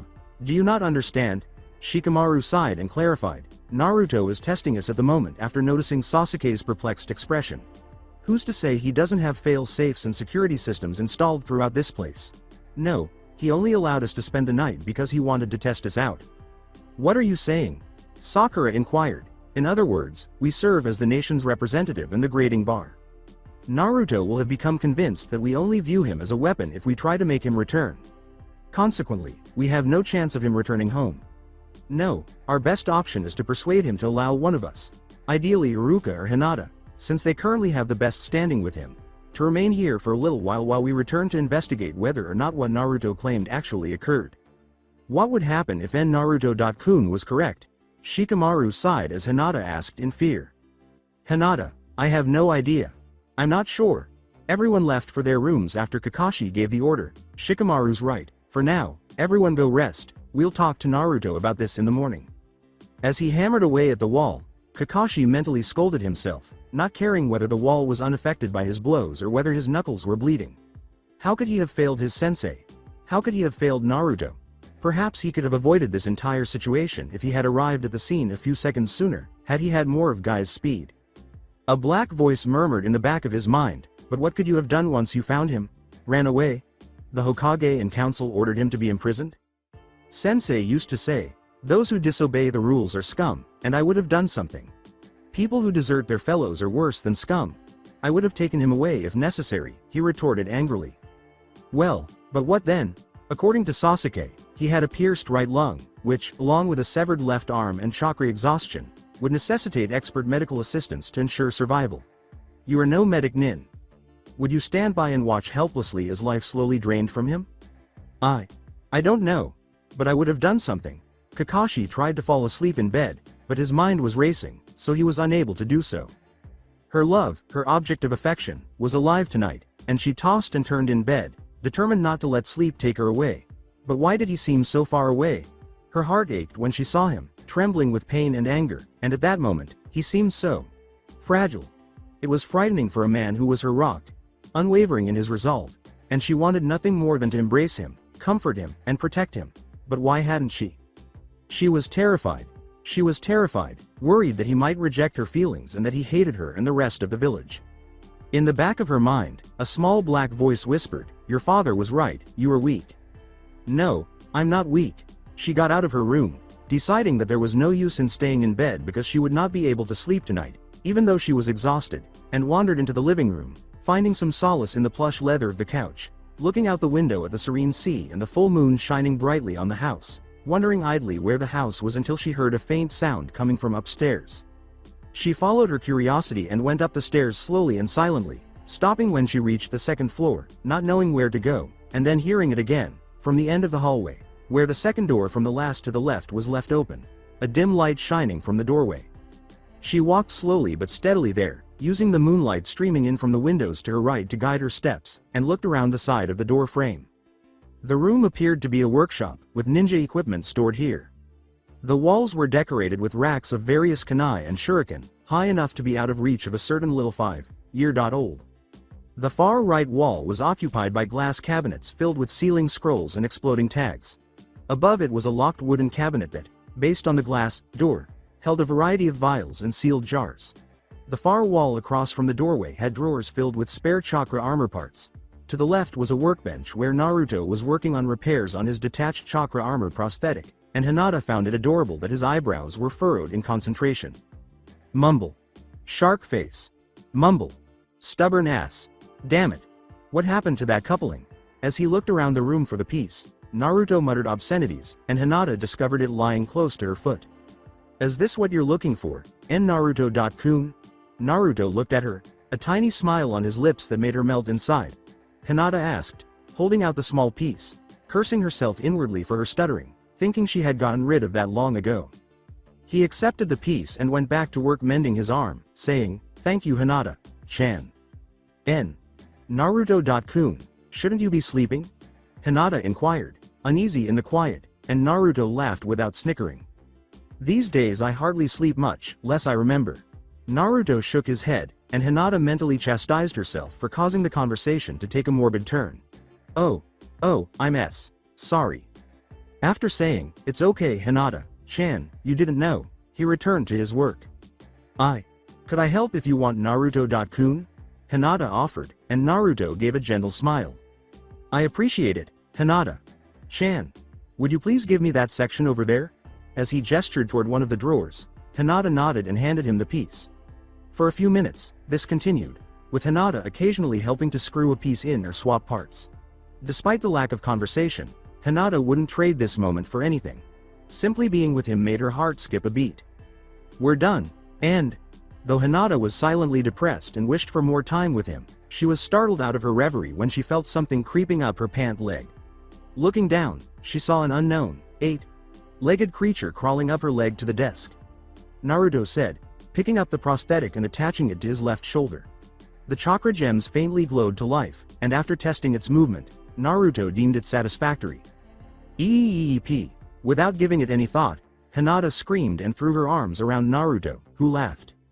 The creature crawled into the lamplight, revealing itself to be a construct of chakra armor, with 2 of its 8 legs holding a scroll bearing the Spring Daimyo's emblem.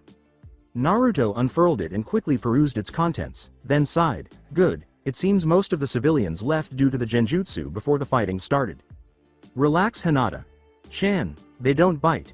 Naruto responded, that's a relief. Naruto sighed, and it was then that Hinata saw how he was dressed, or rather, how bare he was. With only a few gray sweatpants covering his upper body, which was obviously the part that wasn't covered in bandages. Hinata felt her face turn red, and she retreated quickly before stumbling. Eep. Hinata's face was only a few millimeters from Naruto's amused smile as she fell backwards and felt 2 powerful arms envelop and support her. He teased, careful there Hinata-chan, I don't want you fainting on me. She got back up to stand by herself, but the moment was cut short when they heard stiffened cries coming from the hallway. They turned to see Hikari crying while wearing her pajamas and holding her plush fox loosely. Daddy! She cried out and rushed to her father, who lifted her and held her against his chest. What's the matter, honey? Cradling his daughter as she sobbed into his chest, Naruto posed the question. Nightmare happened to me. In my nightmare, I was alone when you died.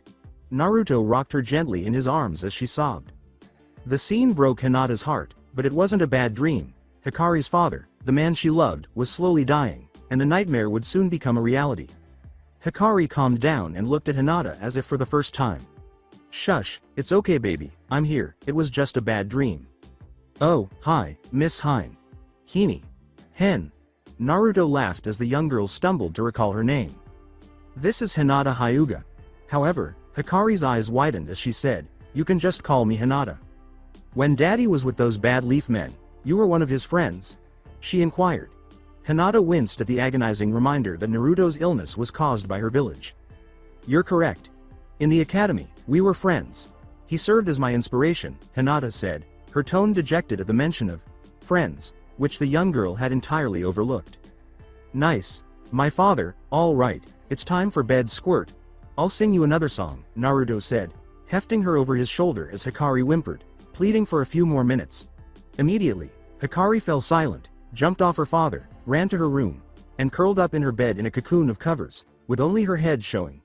Hinata couldn't really blame her, though, as she too enjoyed the sound of his voice and stood in the doorway to listen.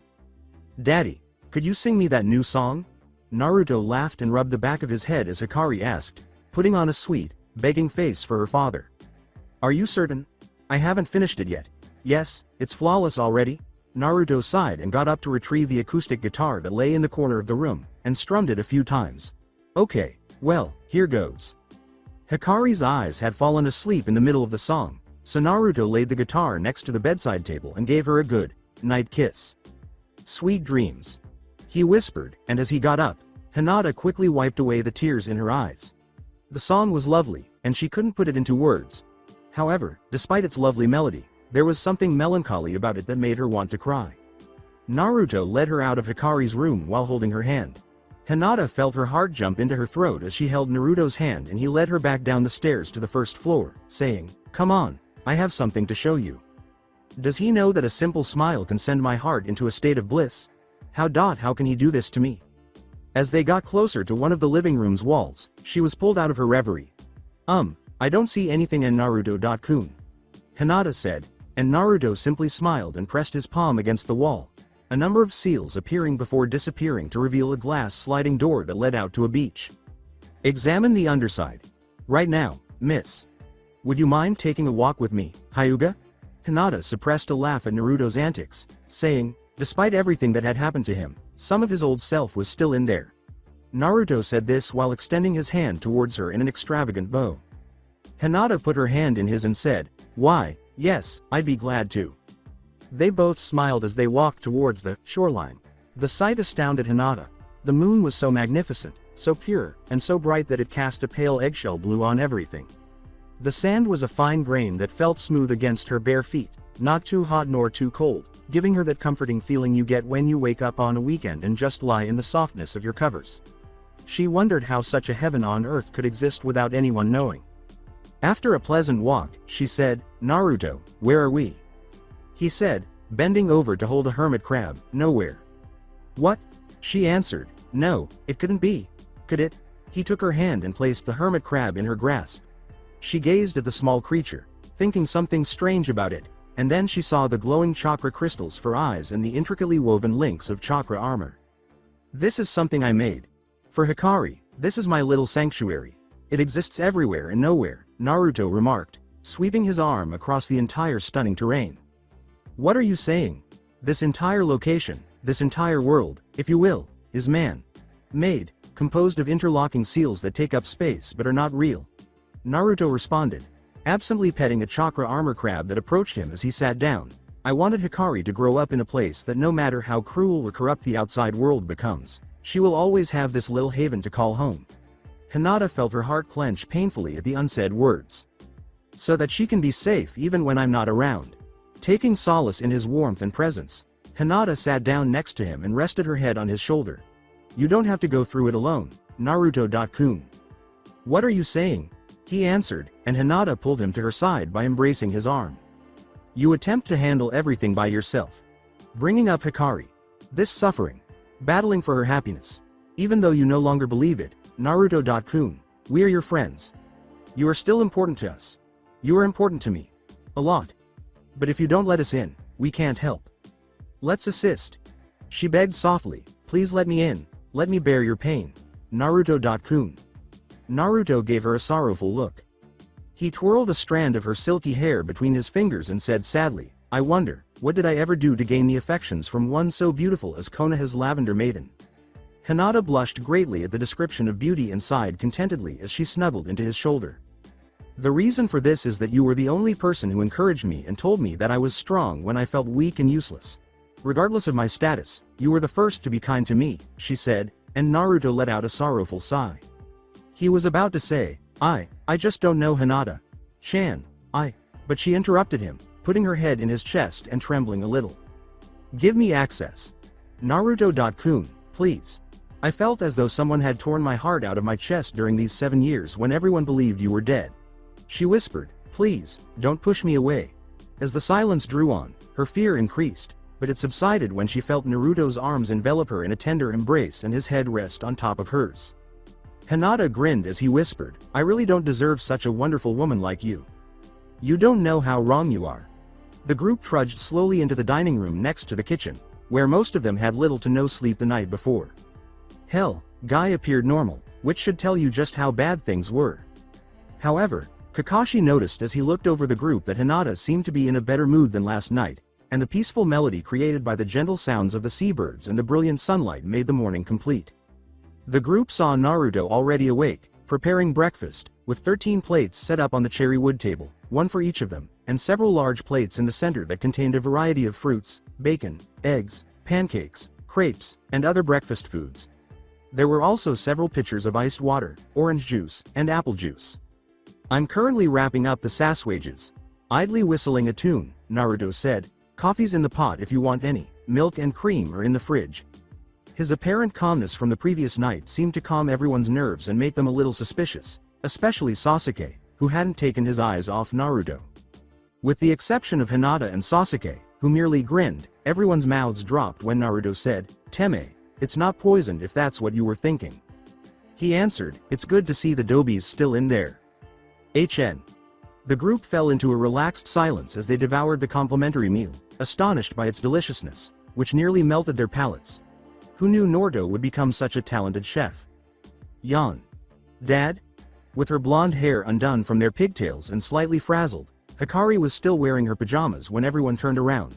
She rubbed her sleepy eyes cutely and held her fox toy in her left hand, dragging it on the floor by its tail. Naruto put the skillet aside because he had already thrown the cooked saswages onto a plate on the table and approached his daughter. "Have a restful night's sleep, my love," as he brought over a plate of pancakes shaped like a toad's head, with slices of kiwis and strawberries for the eyes and a sliced banana for the mouth. Hikari nodded and raised her arms in a childlike, "hold me" gesture. Everyone sighed at the adorable father-daughter moment. Only then did he sit down with the rest of them, nursing a cup of black coffee in his left hand. Breakfast continued in this manner for a while before Hikari gradually lost her drowsiness and realized who else was at the table. "Oh, good morning. Oh, I'm sorry I punched you in the nuts, Mr. Duckbit," she said sweetly, and everyone else followed suit. "Oh, I'm sorry I punched you in the nuts, Mr. Duckbit." Hinata choked back a laugh at Hikari's moniker for the Uchiha, but Naruto appeared unfazed and sipped his coffee contentedly. "That's my girl. Dobi, are you teaching her what?" Sasuke shouted, and Naruto laughed.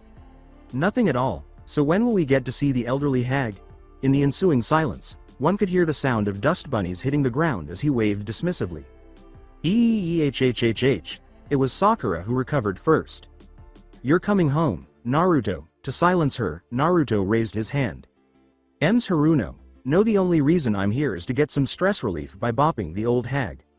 I'll decide whether or not to kill her after hearing her justifications." While Daddy pops in, "Hikari, you're going to be seeing Auntie Koyuki." "Congratulations. I am going to see Auntie Koyuki," Hikari exclaimed as she ran around the living room.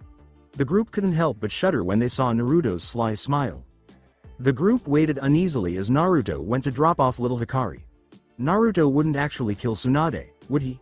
And if he still hated her after all these years, how would he react once he saw Kushina and Tsuki? Kakashi's mind was racing, trying to figure out how to avoid the worst-case scenario. They couldn't send a person ahead of time, since Hinata discovered that the entire construct was encoded only to him and his daughter, and he couldn't get in touch with Tsunade. Even Shikamaru was at a loss for what to do, but the sound of a door opening warned them that their time was running out. Naruto returned through a door that protruded from a wall, and unlike in the land of spring, he was dressed for battle. He wore black loose cargo pants and ninja boots that ended before the knee, a black fingerless glove on his right that ended halfway up his bicep, and interlocking gray metal plates outlined with red paint. His outfit was akin to that of a missing nin, and he was a frightening and menacing figure. "Are you all prepared?" They all nodded when he asked in a tone as icy as tempered steel. "Hold on, Naruto. Why don't one of us go first?" Naruto turned back to Kakashi after pausing in the middle of opening the gate. "You know, to be honest with all of your friends." Kakashi made a weak attempt at an excuse, and Naruto shook his head. "No," he said, "either we all go there, or you all leave." Kakashi nodded and slumped in defeat. Naruto turned and led them through, revealing that they were in the Hokage's office waiting room. As the door closed, it was no longer visible. Ignoring Shizune's startled and terrified expression, he kicked open the doors before she could gather her courage to greet him. "Damn it, Shizune!" Tsunade yelled. "I told you I'm not seeing anyone else too."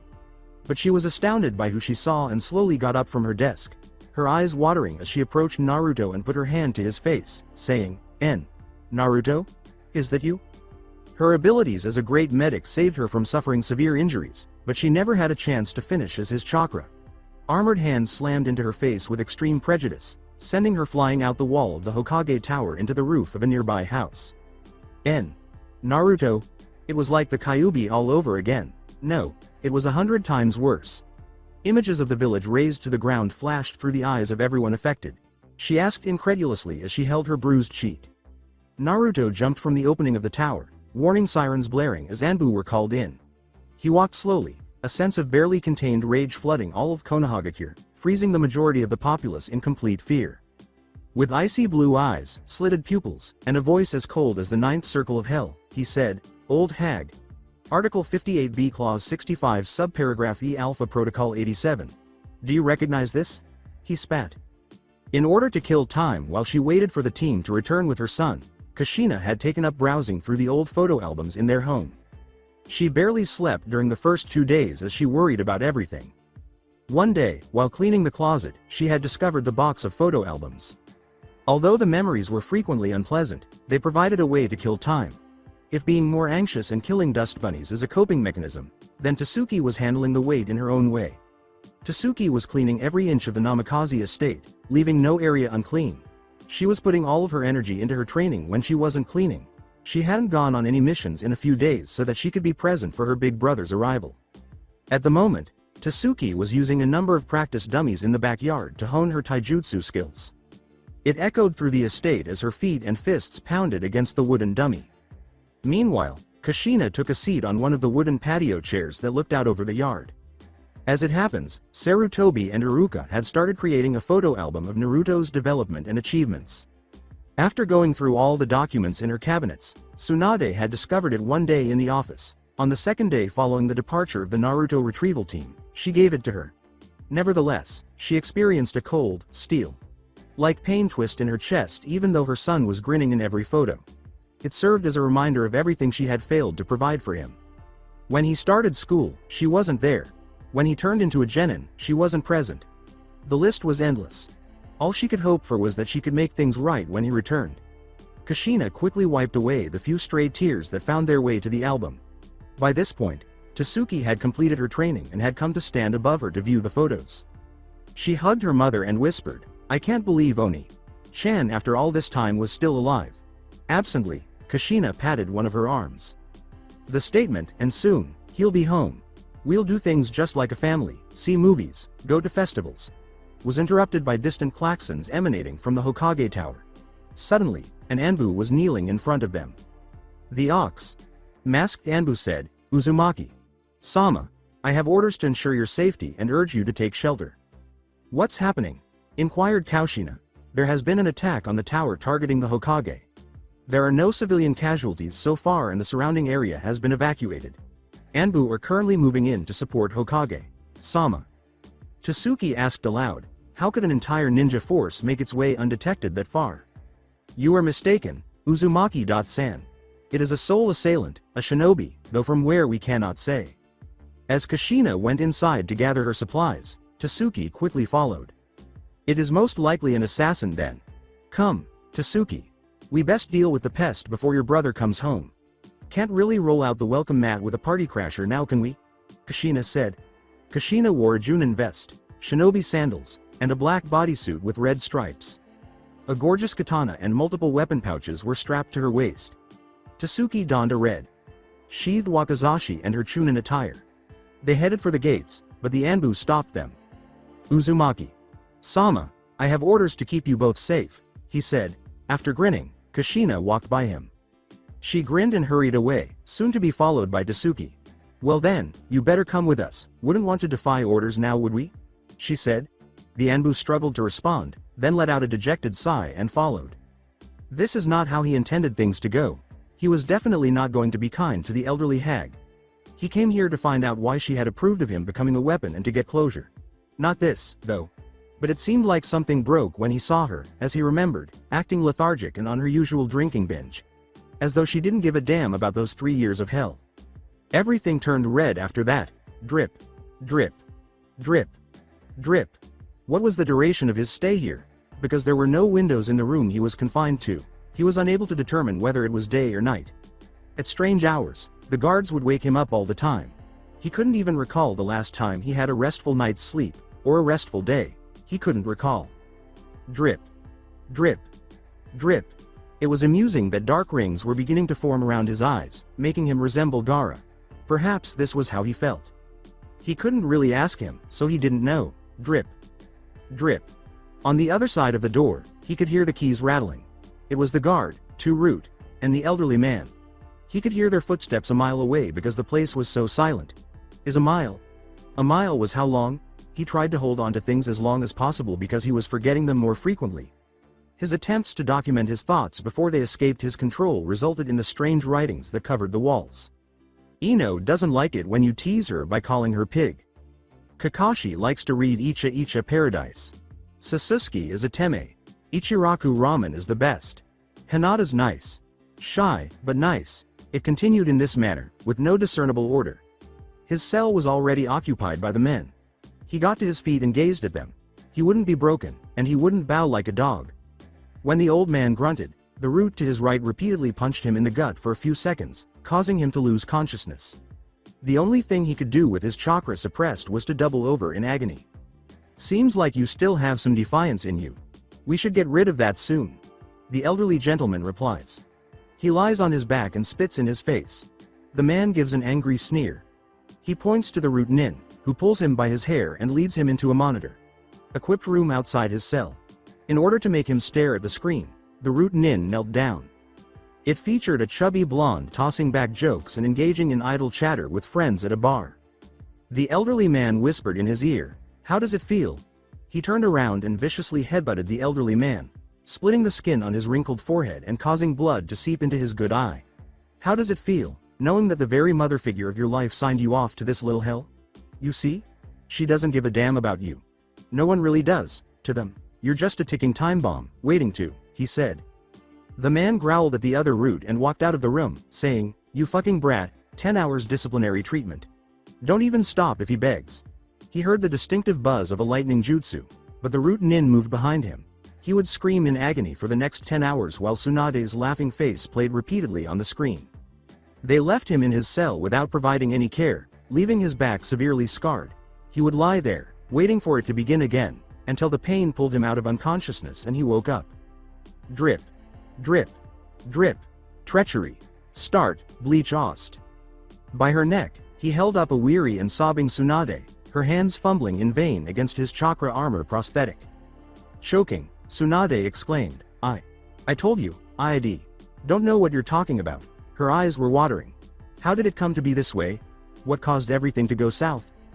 "Don't fuck with me," he growled, his grip slightly tightening. He yelled, 7 years ago, 3 days after that battle, you signed me off to a life of hell." Before Jiraiya caught her in midair and threw her to the building next to it. Gently, without his usual humor or glee, he helped her back up on her feet. "That's what happens when you witness the woman you care about being beaten to death. What the hell have you done with Naruto?" he screamed. Naruto laughed without humor. His response was, "What do you mean, Arrow? Senin? I am Naruto. Don't bullshit me. The student, the Naruto I knew would never dare think of hurting Tsunade." Jiraiya shot back. Naruto just chuckled.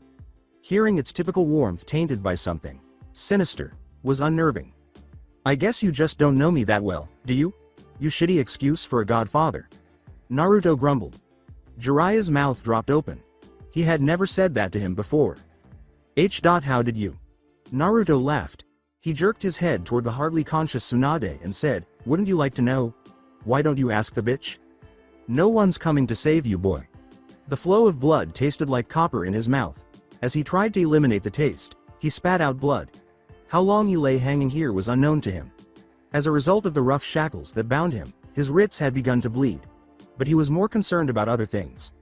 Right now, one of his attendants was using his blood to paint surgical instruments. His throat was dry as he rasped, You're wrong." When was the last time his throat had been soothed by anything other than his blood? A day, 2, perhaps, he was unable to recall. In his chest, the attendant twisted a serrated blade viciously. He felt the agonizing process of his left lung knitting itself back together as he fought to stay conscious, darkness ebbing away at his vision. Like the ticking of a clock, it would continue in this manner until he broke. Cut here. Rend. Rip that. He had no idea how long these ministrations would last. They wouldn't stop until his thoughts became quiet and he was unable to see or feel. "My boy, you've been here for 6 months. They've forgotten about you, moved on. Even your godfather abandoned you from the start." The elderly man shook his head, seemingly disappointed in him. He then slapped a file on the workbench in front of him, displaying a legal guardian form with Jiraiya's picture attached. "What? No, it isn't possible. You're lying." The elderly man gave a headshake. "I'm afraid not, my boy. Jiraiya the Sannin asked to be your godfather to your parents. Unfortunately for you, he believed that his spy network and peeping tendencies were more important than raising his godchild. Sad, yes, but this is reality. The quicker we break you from your naive concept of the world, the quicker the pain will go away. Continue for 3 more hours. Make sure not to do any lasting damage. The man then departed, leaving the smiling picture of the Sannin staring at him while the attendant provided ministrations, seemingly mocking him. Cut. Rip. Sore. Jiraiya questioned, Tsunade, what's he talking about? I don't know, he just keeps repeating Protocol 87 Alpha. I thought the practice was stopped after the First Shinobi World War, she replied. Naruto roared, don't you lie, you old hag. With an agonized expression in his eyes at the memory, he answered, at first. I thought it was a mistake. That someday, you or Kakashi would come and get me out of there. He shuddered. Oh, how wrong I was. That bastard. He showed me the order. It had your fucking signature. You authorized it, he yelled. On who? Tsunade inquired, perplexed. With his chakra blades blazing with evil energy, Naruto charged forward. On me. With Tasuki and the Anbu at her heels, Kushina was moving closer to the battle. The group was flung to the ground by a huge explosion that shook the battleground while they were mid-leap between buildings. Shit. She swore as she pulled a piece of roofwork from her left arm. This was no ordinary assassin. There was a strong desire for Tsunade's death. They quickly took off once more, this time with Jonin and other Anbu joining them. All she could hope was that it wasn't too late. As soon as the Naruto retrieval team regained consciousness after witnessing the Hokage, one of the strongest women in the world, being slapped around like a rag doll by their longtime friend, they hurried off towards the location. Kiba shouted over the explosion's backwash, damn it, Naruto wasn't kidding when he said he might kill her, instead. Everyone nodded in agreement as Kakashi commanded, listen up. Our focus is to neutralize Naruto and try to settle this peacefully. There has got to be a way we can resolve this. He said he wouldn't. Everyone looked at the trembling Hinata, who had remained silent up until this point. Ino asked, what do you mean Hinata? As if to bolster her claim, Shizune used the mechanical 8 trigrams formation drum to contain the threat at this precise moment. Last night, I talked to Naruto, and convinced him to come back. He needed to get over this. He still wanted to know why Tsunade did that to him. He said that he may not stay depending on her answer, but he said he wouldn't do anything drastic. Something must be wrong for him to do this. As she said, the Karakuri Hake no Jin's evocative earthen walls enclose Konoha in a determined maze. Jiraiya shouted, Doden. Yomi Numa, and made the required hand signals, transforming the area in front of him into a muddy swamp while holding Naruto in place. Jiraiya begged, now let's talk this out peacefully, Naruto. Tsunade froze in disbelief. She was aware of all the horrors associated with Protocol 87 Alpha. Under her supervision, how could that have happened to her Naruto? She was in a terrible mood. After some struggle, Naruto grinned, frightening Jiraiya. Poofed out of existence and said, missed me. Without hesitation, Jiraiya grabbed Tsunade and ducked to the left as Naruto slammed down with an axe kick that would have caused a tiny crater to form in his skull. His eyes were drowning in icy rage as he sneered, what's wrong, God? Father? Is dealing with me not as important as peeping on women or writing your books? With their bladed ends making deep cuts in the ground, his 9 braids flailed about like the tails of a furious beast. Naruto. Listen, Naruto yelled, I'm done hearing lies. Clawed metal hands were formed when 2 of the chakra blades split apart into 5 jointed blades each. They moved quickly through the hand signals. Futon. Kaneshimi no Eji. Wind chakra compacted into a visible shape that encased his hand as it wound around his right arm. The 2-foot long talons formed by the wind chakra extended from his fingertips. He unleashed 5 wind chakra blades that kissed the ground in an underhanded swing that left deep gouges in the ground, racing ever faster in the direction of the 2 Sannin. As the blades sliced through a building and 3 of the earthen impenetrable walls before coming to a halt, Jiraiya managed to dodge just in time, but his hair was nicked off. Damn it, Naruto. Ranjashigami no Jutsu. Jiraiya's hair, which had grown out of proportion, raced in Naruto's direction, wrapped him around his torso, and threw him through a building next to it, causing several of its walls to collapse. After being given a brief break, Jiraiya attempted to lift Tsunade's spirits. He shook her and said, Tsunade, snap out of it, but she refused to look at him as her body shook. How? How could I have let him go through that? How could I have let that happen to him? She murmured. Look at me. Jiraiya screamed, pulling her face upward to meet his gaze. Tsunade pulled herself together and grinned at him. You can mope around all you want later, after we stop Naruto. Then you'll knock some sense into him and have a happy family moment. But first you gotta live through that, she said. Thanks you old pervert. He answered, any time. But after this you owe me a date. Tsunade chuckled and gave him a playful shoulder punch.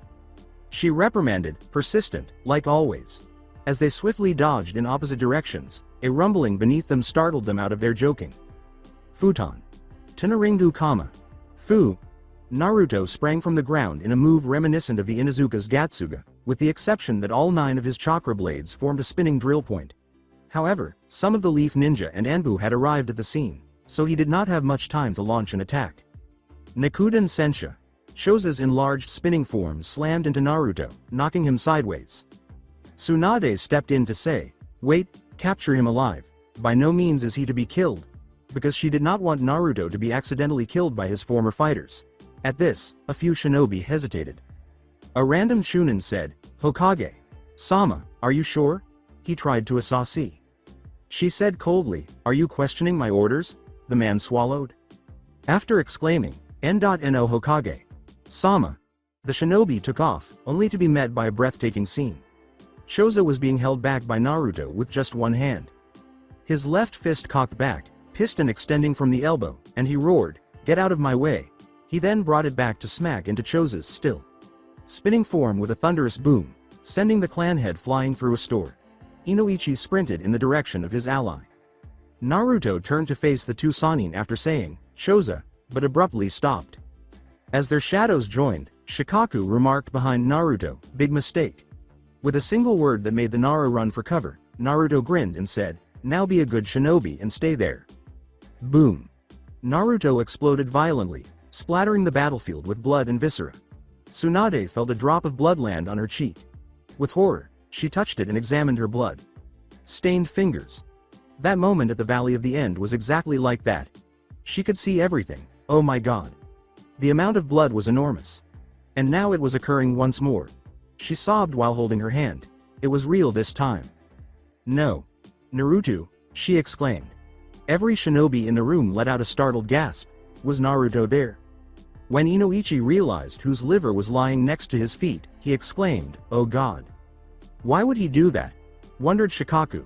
A strange clapping sound startled everyone, and when they looked up, they saw Naruto sitting on a roof awning, unharmed. What a wonderful performance. What's wrong old hag? Thought your secret weapon died. Sorry, I don't intend to be meeting Shinigami-san too soon. Naruto grumbled. Inoichi gaped, stunned. But what was that? He said, gesturing to the violent scene.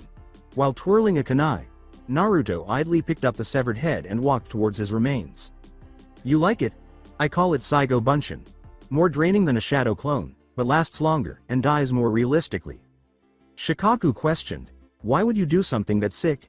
After pausing briefly, Naruto took a reverse grip on his kunai. He gave a shrug.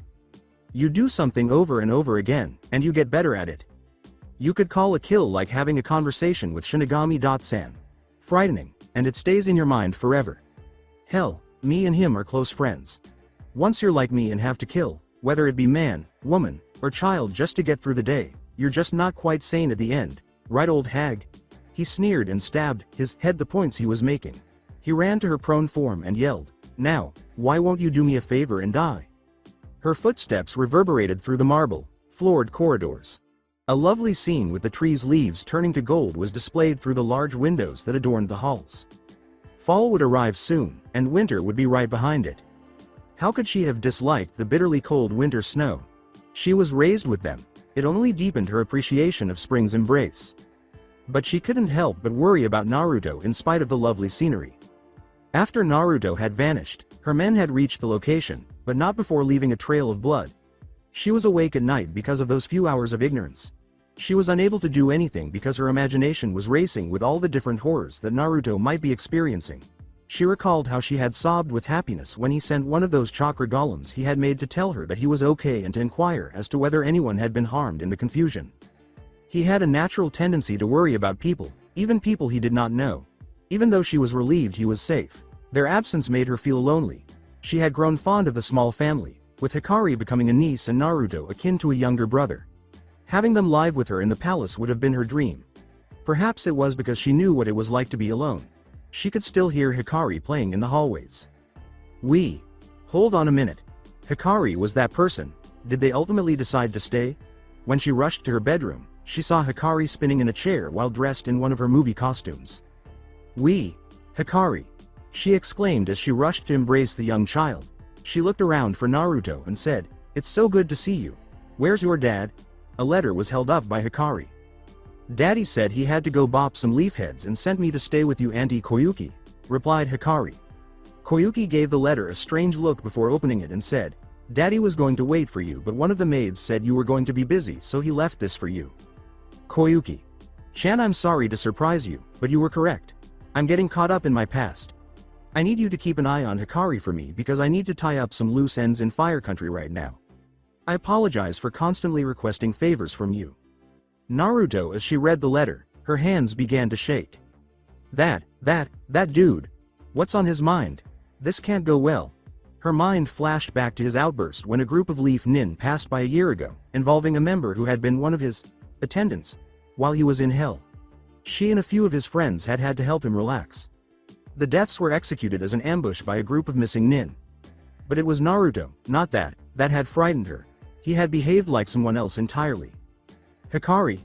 she inquired, as the young child bent over the chair and turned to face her foster aunt. "Yes, Auntie Koyuki."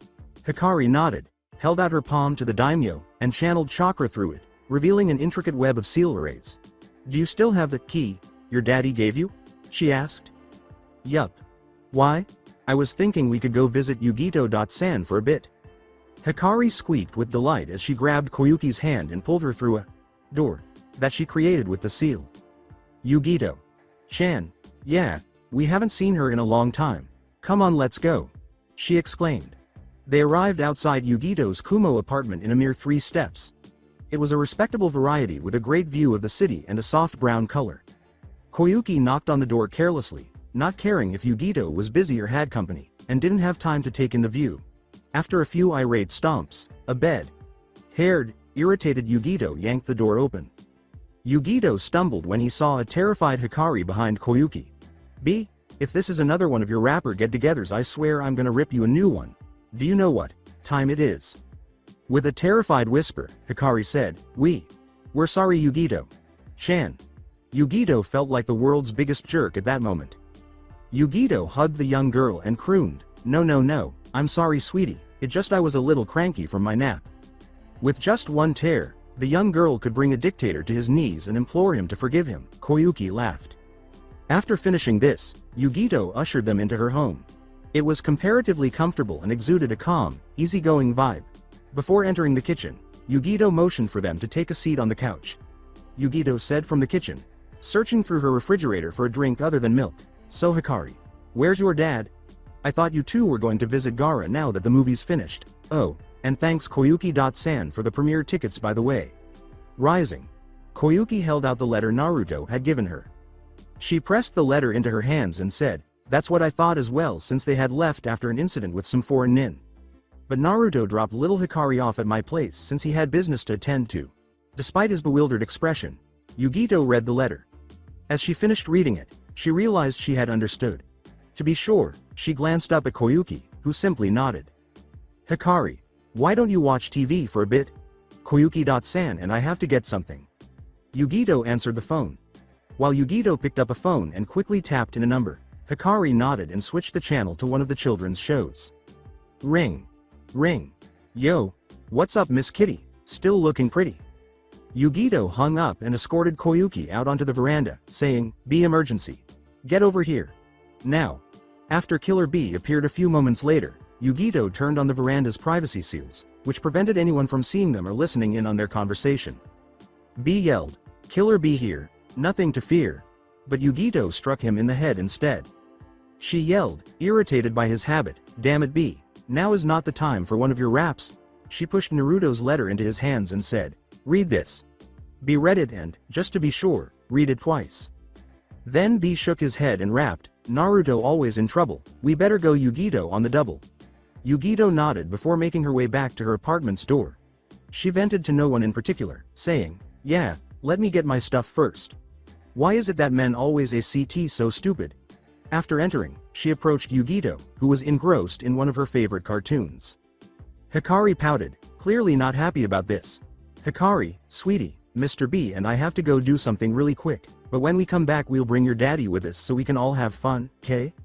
She whimpered, but I just got to see you. I know, but tell you what, once we come back, I'll make you your favorite treat, replied Yugito. Hikari's mouth watered slightly and her eyes glistened with glitter. Why you mean? Knowing she now had Hikari, Yugito said, yeah, I'll make my famous triple chocolate, white chocolate, milk chocolate, and dark chocolate, brownies, with strawberry and vanilla gelato and baked bananas, an. To any of you who have never tried something like this, it's fucking delicious. Hikari gave a hearty, okay, nod, there's just one thing. What? Halted Hikari. With a cunning smile behind his hand, Yugito observed her looking thoughtfully. Well, you see.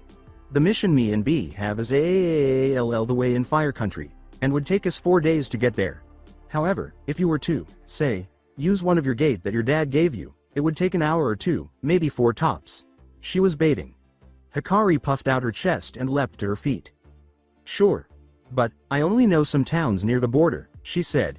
Yugito dismissively waved her hand. Yugito said, as long as it's in Fire Country, that's fine.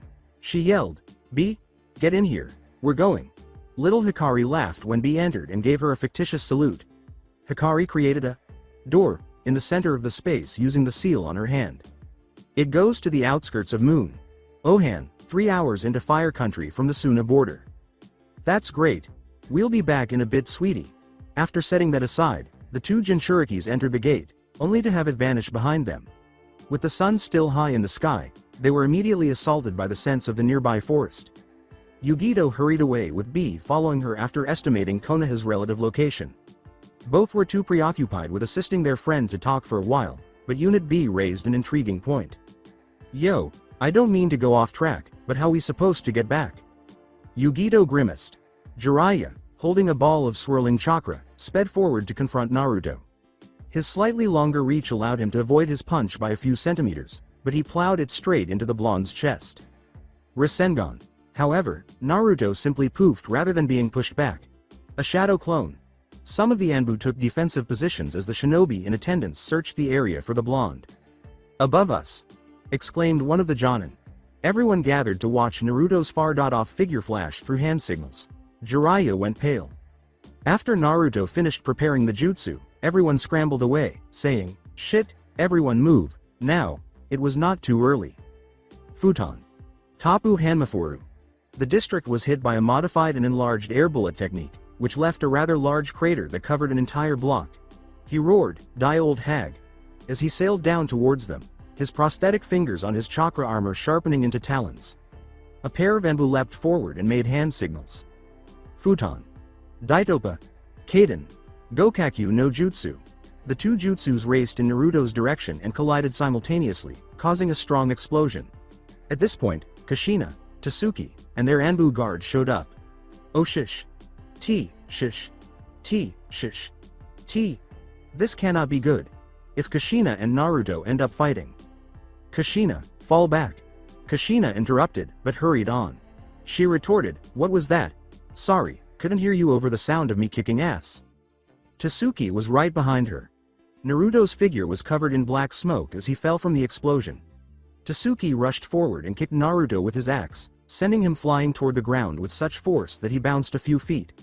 With her katana wrapped in chakra chains, Kushina swung it down like a horned whip, slashing viciously through his chest before retaliating and impaling him through his heart, which was stuck to the wall. Tsuki and Kushina faced the group with assurance. She boasted, see? That wasn't so hard now, was it? But the group gave her a horrified look. She said, what? Do I have something on my face? Just as she was beginning to recover from her shock, Tsunade saw something that made her even more horrified. Naruto was pinned to the wall by his own mother's sword, which was pierced through his chest. Naarruuuuto. Tsuki and Kushina both froze and looked fearfully over her shoulder.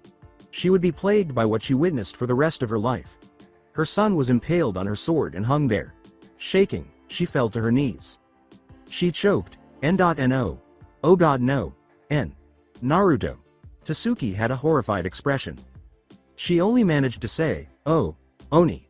See, Chan," before she began to heave on the floor beside her. She had just assisted her mother in killing her older brother, whom she so desperately wanted to see. They were lifted out of their melancholy by a dark laugh. Naruto pulled him and the sword from the wall slowly and said, "Hee hee hee. Cough cough. What's wrong, mother? Cough. Aren't you happy to see your son?" After a moment of staring at the blade, he slowly withdrew it. Tsunade begged, "No, Naruto, don't," as she attempted to hurry over to assist him, but an Anbu blocked her path. She was still wanted dead by Naruto. As the blood poured from the wound and gathered around his feet, everyone watched in horror. He uttered coldly, "That hurt, mother. But not as much as you leaving me." Naruto. "I'm sore. Maybe I should show you. No, wait, I should make you feel my pain. The pain from those 3 years I spent in hell," he screamed. He was surrounded by a violent red chakra shroud that thrashed out against multiple nearby buildings. Then it pulled back, hardening until Naruto was out of sight. His helmet. Think of Hikumen's helmet from BlazBlue, except that it has other plates underneath the faceplate, making it a complete helmet, had no openings other than the 2 red eye slits that resembled the eye lines from a traditional fox mask, and the chakra shroud turned into a collection of black form fitting armor plates with red between the gaps. 9 thrashing links of red chakra chains, each with a blade attached at the end, replaced his blonde mane. Even the people in the emergency shelters found it difficult to breathe as his murderous intent filled Konoha. With wind chakra blades spinning in erratic orbitals, a tailed beast ball formed in his palm as he raised his right hand. "This is what my home did to me. This is what you left me to, and now, Kakeke. I get to kill you, time to die, mother," he asked, with a gesture toward his body. "Do you like it, mother?" Everyone gaped at Naruto's shape in disbelief. It was overwhelming to be around him. The ball of devastation he was holding was spinning wildly. Naruto walked calmly and methodically toward his mother and sister's prone forms, his metal mask glaring at them. For Kushina, time seemed to stand still. No, how could hate have corrupted Naruto, the charming young boy she had heard about from everyone? He exuded hatred and rage, which soaked into the air and choked them there. Kushina experienced fear for the first time in her career. Suki's situation was no better. She had heard about her older brother's kindness and humor all her life, and she had always wanted to meet him. The brother she had heard stories about was completely different from the one in front of her. As if anticipating what would happen, Naruto was now only a few feet ahead of them, the orbitals of the wind chakra blade growing more ferocious and chaotic. 20 years, Naruto's voice prompted the two to begin. They gazed up at him with utter contempt for them. "Wah," was the only stupid response Kushina could muster. Her words seemed to heighten the evil aura. The blades lengthened and the orbitals became even more erratic. With a swift flick, one of the 9 chakra chain tails from his helmet slashed out at one of the nearby buildings as the others thrashed violently, gouging deep scores in the ground. The structure shattered violently, and a deep crack tore the ground apart. He roared and violently blew the wind around them, saying, "20 years. You abandoned me. You left me alone for 20 years in hell." Kushina's heart nearly stopped as she went pale. She choked and said, "Nah, Naruto. I'm so sorry." "Shut up," he bellowed. He dropped to his knees and used his free hand to roughly yank Kushina's hair, pulling her face against his sneering mask. "I'm sick of it. I'm sick of hearing lies. I'm sick of the excuses," he exclaimed. Her eyes widened in terror, but the slits in them showed no pity or compassion. Staring at the point of a blade, the final thing you see before passing away, was like that. The orbiting ball of death in his other hand was slowly approaching her face with the intention of tearing her head to pieces. It was now spinning like a saw blade. He said, "Any last words, Kushina?" in a voice that could put out a fire. Guy and Lee arrived on the scene before she could react. They had both already passed the first gate of opening release when their feet connected with Naruto, sending him hurtling through multiple buildings and leaving a trail of debris in their wake. Before the discarded demonic Rasengan could reach the ground, Kushina awoke from her daze, seized her daughter, and leapt away. Everyone fled the area, just as she had done. Everything went haywire as soon as it even touched the ground. Even though the explosion covered 8 whole blocks, it wasn't what frightened the shinobi to their core. It was the form itself. The explosion wasn't the typical one you see on an explosive tag. The fear was akin to that of a furious fox that soared to the sky while tearing the surrounding terrain to pieces. Prior to dissipating, it sneered at the shinobi before exploding in flames that swiftly spread to the nearby buildings. First to regain her composure, Tsunade started giving the Anbu orders to stop the fire from spreading. Jiraiya gaped in dismay. He whispered, "Dear Kami." He completed it. Shaking his head, he made his way to the scene of Naruto's crash in an attempt to control his god-son before things became even more chaotic. Following him, the Naruto retrieval team arrived on the scene. Sakura said, "Jiraiya. Sama. What happened?" as everyone in the group displayed fear. He jerked his head toward the smoldering crater and explained, "The brat tossed us around like rag dolls." Then Kushina and Tasuke almost killed him by accident. After he saw them he went berserk and did that. The idea that Naruto would actually try to kill his own mother made everyone go pale. Fortunately Guy and Lee intervened before he killed Kushina. "Look, I know you all care about the Gaki, I do too. But you can't half-ass this. Right now he's not in the right state of mind, you hold back, and he will kill you." He grumbled. Everyone nodded grudgingly and braced themselves for a life, or death struggle. After creating a crater in the mountain wall, Naruto managed to free himself. Guy and Lee were in front of him, their skins red from the gate's effects. He couldn't tell at what level, but based on the force of their kicks, he would have assumed it was at least gate 3. They both stiffened as he stepped forward and said, "Guy-san, Lee, I wish we did not meet under such circumstances. Please do not get in my way." Both Guy and Lee gave a headshake. "I cannot stand aside, please, surrender. I do not wish to fight a friend and rival," Lee screamed. "Naruto, what happened to your flames of youth? Do not let your mind be clouded by this rage," Guy continued. Tragically, Naruto shook his head. Naruto responded, "Step aside," and moved forward, but Guy sprang forward at superhuman speed and hit his head with a flawless roundhouse kick. Geki, Konoha Kongoriki Senpu. Naruto smashed through everything in his path as he flew. Following what seemed like 7 blocks, Lee finally made an appearance and launched him into the air with a vicious uppercut. Guy greeted Naruto as he sailed through the air, the wind pelting him from all sides. Harudora. The wind burst forth as a charging tiger and struck Naruto's motionless sailing form with all of its might. Its roar sent Naruto flying toward the ground below, causing the air to tremble. The force of the blow caused his insides to feel jumbled. He bounced several stories in the air as he hit the ground, but Lee's kicks knocked him off balance. They had no intention of giving him a brief break. "Let me go to my son." Both Kushina and Tasuke fought against the Anbu guards holding them back. They were both hysterical. Tsunade yelled, "Goddammit Kushina. He'd kill you as soon as he sees you." The memory of how eager Naruto had been to exterminate his mother made all of the shinobi in the group shudder. Despite her refusal to acknowledge it, Naruto had been more frightened here than at any other point in her previous shinobi career. But Kushina would have none of it. "No, look, I know he's angry and he's hurting, but I have to make things right." She responded, "You won't be doing any good by coming back in a body bag," and the village trembled in agreement. "Now I order you to fall back." "No," exclaimed Kushina, who then used the extra leeway to roundhouse kick the other Anbu and dash into the center of the fight after elbowing one of the guards holding her. Tsunade commanded, "Goddammit Kushina. Anbu. Restrain her," and several Anbu, hot on the redhead's trail, ascended to the roofs. Desperate to try to patch things up with her brother, Tasuke used the distraction to subdue her guards and follow her mother without anyone noticing. "See kitty? Told ya we'd get here in a jiffy." Smack. Yugito roared, pointing off into the commotion that was taking place in the village. "Is now the time for raps?" Several noteworthy explosions occurred in the city, with smoke clouds blooming in the air, as if to bolster her statement. "Aw shit man, so kitty, what's the plan? Can we just go in and bop some heads? Or run with Naruto like lead?" B asked. Before you start, B fans, you know that writing his dialogue is hard, especially with his rhymes. Yugito gave a headshake. The latter, even though we are 2 of the 9 Jinchuriki, I don't want a chance taking on a whole hidden village, while looking after Naruto at the same time.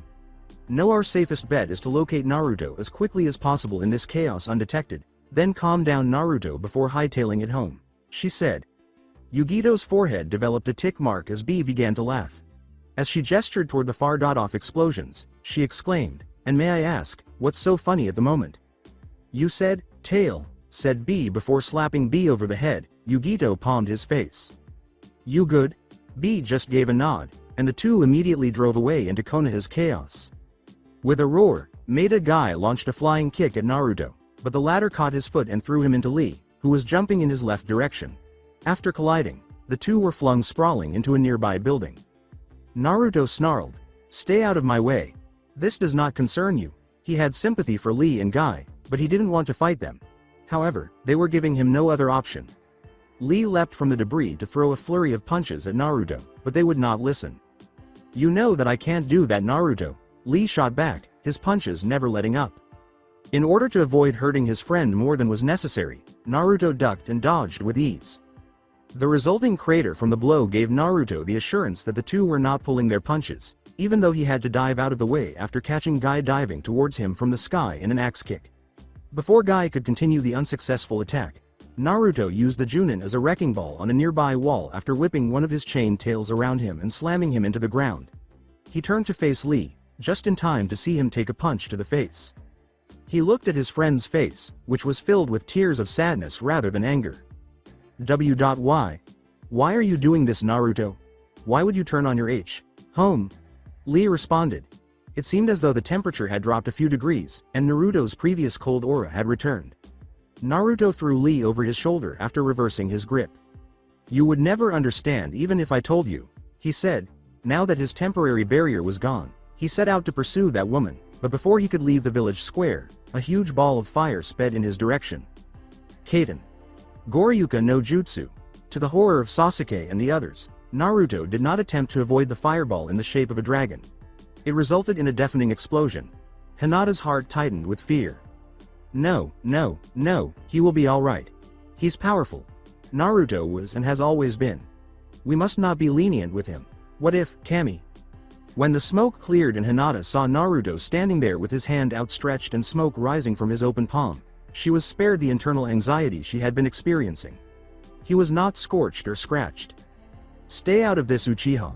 I'm afraid I can't sit back and watch you destroy your home, Naruto," Sasuke replied. Naruto gave a sardonic laugh. It quickly burst into raucous laughter. Naruto angrily exclaimed, "Funny that I hear that coming from you, Uchiha. Now, get out of my way." "Are you that willing to destroy everything your father worked for, Naruto?" Kakashi responded. Everyone was pushed to the ground by an oppressive weight. Naruto snarled, "Don't talk about that man to me, Hitaki. He is equally guilty." They had already squandered enough of his time, so he started to run away, but then a barrage of kunai with exploding tags descended on him. A thunderous boom that seemed to last for seconds rather than a moment was produced by the explosions overlapping one another. Naruto turned to face the two new attackers who had joined them after the smoke had cleared. "Hello, 10-10, Neji, or should I say Tiger and Dragon?" The two Anbu didn't appear to be surprised at being recognized so quickly. "Naruto Uzumaki Namikaze. The Hokage has ordered us to detain you before you cause any more harm. We will use lethal force if necessary. Please, make this easier for yourself, friend." Neji responded without his typical icy demeanor. The comment caused Naruto's chained tails to flail wildly. "So that's it? The old hag thinks I'll kneel before her after everything they've done to me? I'll kill that bitch," Naruto yelled. By this point, a sizable force of Anbu had also arrived. Neji sadly shook his head. As he pulled out his tanto, he resignedly remarked, "I don't want to do this, Naruto, but you leave me no choice." The others did the same. Company and Team 7 prepared their weapons. They all leapt in Naruto's direction. The shinobi of the leaf would recount the following moments as one of the most intense battles of their lives. "Yo kitty, are we close yet? How much you wanna bet?" A major shitstorm began to build up toward the eastern wall at that precise moment. Before avoiding a flying port, potty, Yugito said, "I can guarantee you that Naruto's behind that. What is it with him and port? Potties." Before they left, B shrugged. While one Anbu to his right targeted his Achilles tendon, another to his left swiped at his jugular. Leaping into the air, he corkscrewed until he was horizontal on the floor, kicking the left Anbu in the head and twisting his left wrist, which made him release his tanto. He threw the Anbu into one of his teammates after twisting his arm behind his back as soon as he touched the ground.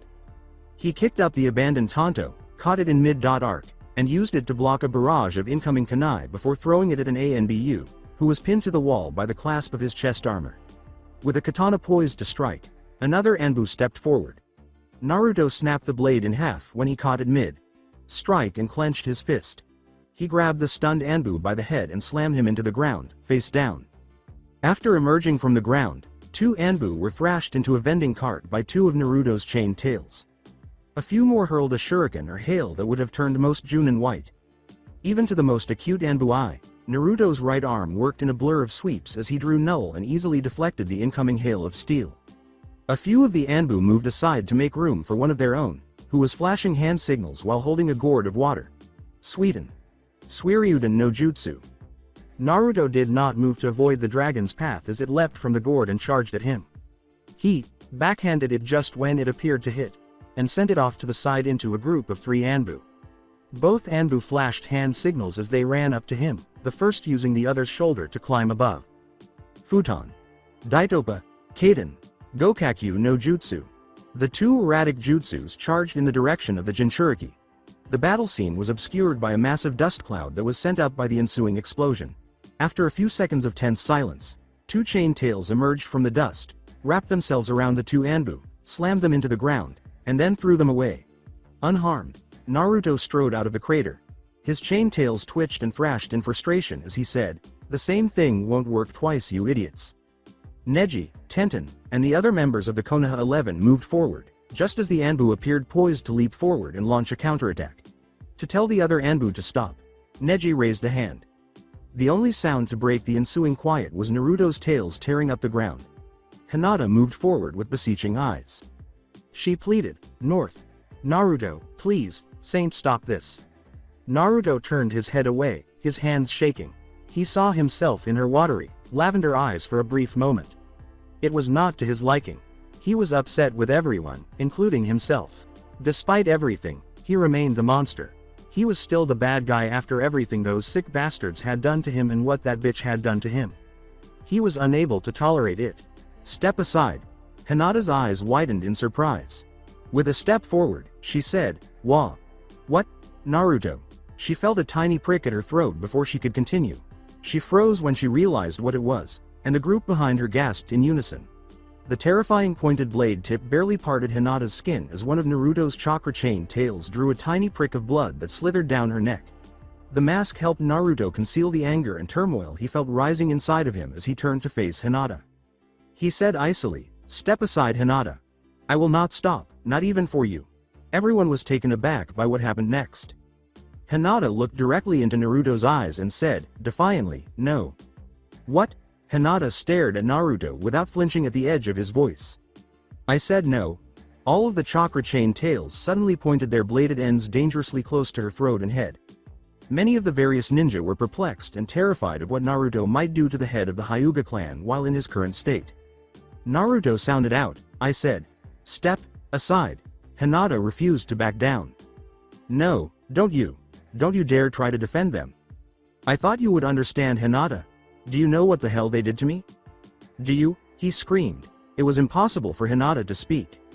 When Hinata remained silent, he laughed ominously. "Tell me, Hinata. Do you know what it felt like, to see you all go on with your lives, while some bastard was opening up my chest to see what differences there are in a Jinchuriki? It's quite a different experience while you're awake, let me tell you. Do you know what it was like, to see Hikari's mother killed before she could even see her daughter's face? Do you know how many times I prayed for death and live in that hell? The only thing that kept me going was my daughter. Do you know my pain? Do you? Tell me, Hinata," he yelled. At the conclusion of his speech, Hinata was shaking and crying. It seemed as though she would fall to the ground and sob uncontrollably. Naruto's intense waves of anger, hurt, sadness, and most importantly, pain, were palpable to everyone in the area. The newcomer to the scene did not overlook it. Kushina could not have arrived at a worse moment. Naruto, everyone froze. Upon seeing her son facing Hinata, Kushina hurried in without further hesitation. Naruto knew it was the woman he detested the most without even seeing her. One overwhelming, all-consuming emotion blotted out all the other emotions that were still present: rage. There was the sound of a baby's cries. Normally, Naruto would have been thrilled by this, but he didn't hear it. When he saw his beloved lying on the table with her belly cut open like some sick dissection project, he was unable to control his tears. She wept and cried in agony. She looked around the room weakly and frightenedly, calling out, Naruto-kun. Where are you, dear?" While struggling against the restraints imposed by one of his attendants, he choked, saying, I'm right here, honey, don't worry, everything's Everything's gonna be okay. He struggled against his chains, causing his wrists to bleed, but he didn't care. Nothing would make him happier than to assist his beloved and halt the blood flow, which was making her appear paler by the moment. It felt as though the Shinigami himself was standing over her in the chilly room. The door's rusted hinges protested loudly in the room as one of the medical staff entered. Weakly, she turned to face the man in the medical scrubs. She begged, May I see my child? The request was not acknowledged by the man.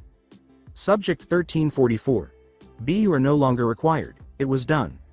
Her fate was decided with a mere flick of the wrist. Naruto screamed as the slash on her throat caused the last of her blood to bleed. He strained against the shock suppression seals even as they came into effect. He battled for what felt like days, summoning every last ounce of rage he had, and only when he succeeded did the seals deactivate. By then, Danzo had come in to take in the scene. His attendant unbound him with a wave of his hand. He ran over and held his wife's now cold, lifeless body in his arms. This wasn't fair to her. He couldn't stop the tears that poured down his face, saying, she deserved so much better. I should have. A group of people celebrating a girl's birthday was shown on several of the medical monitors that had come on. Danzo took hold of his head and pushed it in the direction of the closest monitor. Naruto caught a glimpse of Kushina grinning and embracing a girl who looked a lot like her. People were drinking and laughing. That something so happy and joyous could be taking place right now, where he was holding his deceased beloved, seemed so unbelievable. Happy birthday, my little ball of sunshine. Thanks, Mom, this is the best birthday ever. Danzo whispered in his ear, you see, she doesn't give a damn what happens to you or your daughter. She replaced you. How could she ever want you? You're the reason her husband and so many of her friends are dead. To her, you are nothing. Something broke inside of him that day. With all of his tails ready to kill, Naruto roared, You bitch, I'll fucking kill you. Before turning around and racing in the direction of his mother, Hinata pursued him. No. Naruto, don't. Sasuke, now. As their hands glowed with the lightning, Sasuke and Kakashi rushed forward. Suinikakuren, the lightning blasted out of their hands, arcing with one another before striking Naruto and illuminating his form. Naruto screamed, Gra, as the destructive chakra pumped through him and caused his form to twitch. Before Kiba delivered the decisive blow, Guy slammed into him and threw a flurry of punches that knocked him off balance. Gatsuga. But rather than slamming him into the wall, Naruto stood his ground until Kiba eventually lost his turning, exposing Naruto's head, which was only slightly tilted to the side, with his eye slits glaring. He grabbed Kiba's fist and pulled him into a knee to the gut, which blew all the air out of Kiba's body. He then threw him to Guy, who caught him. A mistake on his part because Naruto disappeared and then materialized in front of Guy in midair. My turn. Naruto roared, Washi no Kama, and then launched a series of wind-enhanced kicks that sent the taijutsu expert flying, Kiba following behind. However, Naruto's chain tail caught them and threw them into a nearby store, so they didn't have to go very far. He leapt in the direction of the group of the Konoha 11, including Kushina, and landed in the middle of them, sending a shockwave that made everyone jump away. While Neji and, somewhat reluctantly, Hinata activated their Byakugan. Kakashi displayed his Sharingan eye. While Sakura put on her gloves and Lee threw away his weights, Sasuke had already activated his cursed seal mark as a precaution. Kakashi begged, Naruto, think about what you're doing, in an attempt to resolve this amicably. Without using any tactics, Naruto roared, I've been dreaming of this for years, and charged at them. He was stopped by a flurry of various weapons. 1010 held modified catapult storage scrolls as they stood on top of one of the rooftops. Before launching a fresh barrage of weapons, 1010 shot back, don't think this will be easy. 1010 changed to explosive notes, which exploded all around him, forcing Naruto to veer away from the weapons as he ran forward unhindered, several of his tails frantically deflecting them. Jiraiya was on the scene by then. He commanded, lead him outside the village walls, as 1010 attempted to corral Naruto outside the walls of Konoha, until he threw a huge piece of masonry at her, forcing her to flee, allowing him as much time as he required before launching her with a vicious left cross into a wall. Dazed, 1010 slid down the wall. However, she was saved by Sakura, who leapt from the house and gave her a vicious uppercut. Sakura was feared for her powerful strength that could send an Akamichi flying, even though she was arguably one of the most sought after kunoichi of her generation. However, Naruto had not even been rocked back on his heels by the uppercut. With a chilly chuckle, Naruto said, not so easy to push me around, is it Haruno? before snatching her head by her hair and throwing her into Kakashi, who was approaching him covertly while holding a suppression seal. Choji yelled, "Karori Kontororu," as the massive amounts of chakra formed a pair of pulsing butterfly wings made entirely of chakra. Before the Akamichi charge, Sasuke joined him, intending to strike from behind, as the dust swirled around him. Shoden Bakugeki, Chidori Iso, standing there, Naruto laughed sarcastically. On his left arm, he activated a seal ray and said, "Perhaps I should up the ante too." Two enormous hands twisted in front of the attacks just before impact, completely stopping them. "What the hell?" wondered Sasuke. As it gradually came into being, everyone gaped in wonder, and Kakashi was startled as understanding finally set in. It was a monstrous humanoid structure composed of chakra armor, with a gaping maw for a chest. Its face resembled that of a human, but it was skeletal, with two tiny horns on its forehead and a maw stuck in a horrifying grin. As it descended, it took on the appearance of a snake because it lacked legs and had a long, twisted spinal cord. The entire thing was suspended in midair, with multiple seals covering its forehead and body. It threw Choji and crushed Sasuke's lightning jutsu. The puppet's bright green eyes turned to face Kakashi, who stammered, "Nah. Naruto. Tell me you didn't." Naruto laughed. Everyone stared at Kakashi in bewilderment as he asked, "Do you like it, Hitaki? Did you honestly think, that after everything I went through, that I would allow Danzo and his men the sweet release of death?" Kushina questioned, "Kakashi-san, what is Naruto talking about?" Kakashi trembled a little. At this, everyone's eyes widened. Those tags, they're container seals. Kushina trailed off, "Why? You can't mean Kakashi-san." Naruto pointed to the construct and remarked, "Oh yes, mother, that's exactly what he means. After everything those bastards did to me, a life of eternal suffering seemed like a suitable punishment." He roared and hurried over to them, saying, "In Kugyo no Haka resides the soul of every single person involved in Protocol 87 Alpha. And soon, I'll seal you into it too." With his gory puppet in tow, Naruto sprang forward determined to complete the task. Hot on Naruto's heels, Sasuke brought his blade down on Naruto's back, but the puppet's hand swatted it away with its ever-present grin, taunting him. Nevertheless, Naruto proceeded unhindered toward his mother. Sasuke tried to pursue, but he had to duck as the puppet's hands grew into claws and nicked his arm, causing blood to flow. If not for the combination of nausea, pain, vertigo, and a migraine that attacked him, the stoic Uchiha would have typically disregarded such a minor wound. Unable to stand any longer, he sagged to the ground. Seeing his situation, Sakura and Lee hurried to assist and fend off the automaton. While Lee went to divert the puppet's attention, Sakura hurried to Sasuke. Sakura quickly looked over Sasuke's injuries, but she was perplexed to see that the only injuries she could find were a few small cuts on his arm. She performed a diagnostic jutsu just to be certain. Her face went very pale in terror at what she discovered. She cried, "Lee, get away from that thing." Lee took her advice to heart and retreated just as he was ready to kick the automaton in the head. Lee would have most likely died if the puppet hadn't released a purple cloud of miasma just a moment earlier. Kugyo no Haka continued to slash and claw at the shinobi while launching multiple senbon needles from concealed compartments. It was difficult for Lee, despite his great speed, to avoid it. After snatching up Sasuke's body, Sakura and Lee hurried down one of the alleys. The automaton was close behind them, based on the sounds of devastation they heard as they ducked and weaved through Konoha's streets. With its eyes glowing like a predator pursuing its prey, the puppet appeared to have no regard for obstacles as it exploded through a section of wall in front of them. In the narrow alleyway, it was difficult for the two to avoid the senbon volley. They were given a brief window of time to escape when Lee threw a few kunai with exploding tags at the nearby walls, causing their structure to collapse and cave in that section of the alleyway. Once they were far enough away from the monster, Sakura pushed Sasuke up against a wall and attempted to treat him with the medical supplies she had with her. Sasuke said, "Cough cough. So, how bad is it?" Sakura appeared thoughtful. "Not good, you're lucky you activated the curse mark to level 1. Otherwise this poison would have spread through your bloodstream and liquefied all your major organs and killed you in seconds," she responded with a serious tone. He asked, "Am I gonna die?" Sakura gave a headshake. "No, I can treat it, but not here. I don't have the necessary tools on me. At the most I could subdue the symptoms for about 30 minutes. After that, I'd need to rush you over to the proper facilities." After pausing to consider all of this, Sasuke made a suggestion. Sakura did some calculations in her head before responding, What if I activate the second stage? How long then? About an hour. Anything longer than that is unlikely.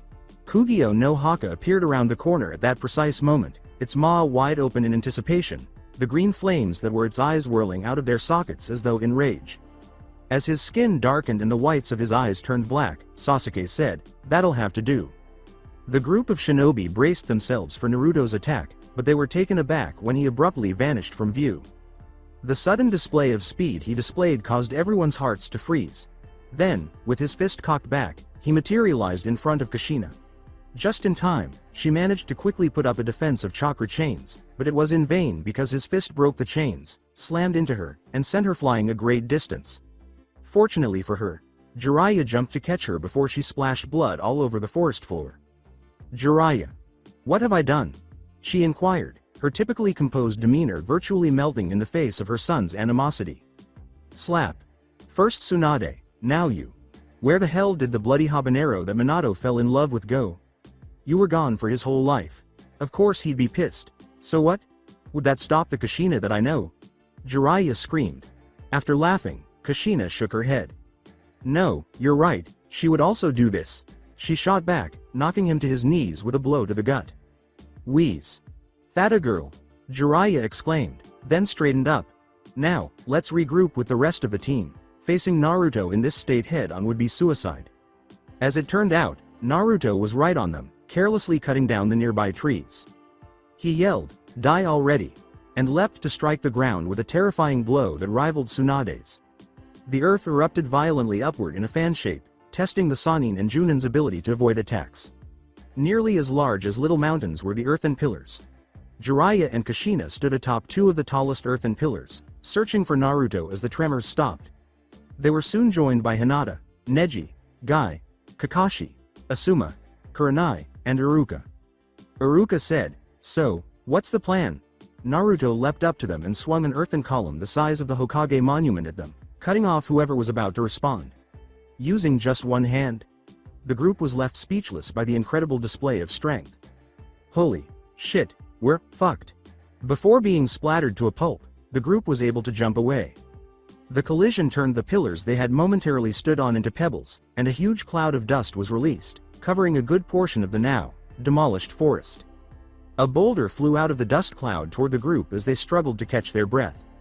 It was easily avoided by the group, with Guy diving beneath it and the others diving to the sides in anticipation that Naruto would use this as a pretext for a subsequent attack. If only Guy were aware. Naruto, who had been clinging to the boulder's surface, was revealed as it spiraled. Naruto threw a devastating punch that sent Guy flying, but Guy hardly noticed him and turned around to block.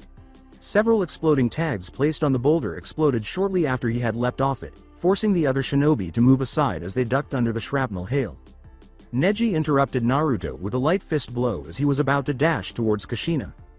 To the Anbu captain's credit, he didn't even bat an eyelid at the dull pain in his forearm as Naruto ducked his head and used his left arm to strike at Neji's arm from below.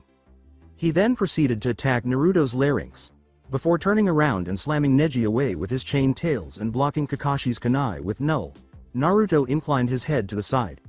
Kakashi ducked beneath Naruto's defense and aimed his second kunai at his stomach, bringing it to bear. With his eyes wailing for blood, Naruto bounded towards Kushina, using Kakashi's shoulder as a launching pad. He roared, "Come on and face me, Kushina." With a determined expression on her face, Kushina pulled out her katana. A blade, its edge sinisterly sharp, jutted out along the length of his left forearm. He slashed at her neck, but Kushina brought her blade to stop it. The intensity of the blows caused sparks to fly out. If the quality of Kushina's blade had been any lesser, Naruto's blade would have slit her throat after splintering through her katana. The monstrous blow caused a crater to form in the ground beneath her feet, but she managed to hold on. Naruto brought Null overhead and brought it crashing down on Kushina's left wrist because she refused to back down. Even though Null had no discernible edge, it could still break bones with sufficient force. There was a snap that reverberated across the clearing. Kushina let out a cry of agony and then quickly fled, holding her katana loosely in her right hand. The pain screamed through her entire left hand. She already knew that trying to use it anytime soon would be pointless. Her whole wrist had already swelled significantly and turned a dark, sickly purple. Nevertheless, she courageously used her one-handed katana against her charging son in spite of this. Unfortunately for her, Naruto did not have mercy for her. That much was clear from the force of his strikes. Her arm rang from the vibrations of every blow she deflected. The first few blows were enough to make her hand numb. At one point, Kushina trembled under the force of Naruto's snarling blow as he leaned in and applied his weight to his blade. He muttered, "What's wrong, Kushina?"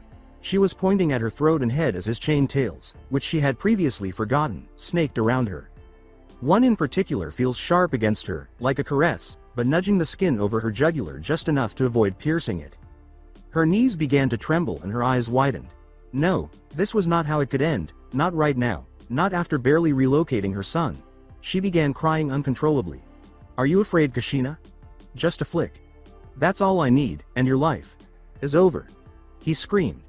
He growled, one of his tails speeding toward her left leg and cutting a deep gash on her thigh before kicking her in the left side, crushing her kidney and winding her. "Don't worry, dear. I won't let it end that quickly," he said. Kushina let out a painful gasp, and the only thing keeping her from falling was her propped katana. As she attempted to limp away, she was seized by her hair and slammed face first into the ground, bleeding like a stuck pig, until he changed his hold and lifted her by the throat. This was done multiple times.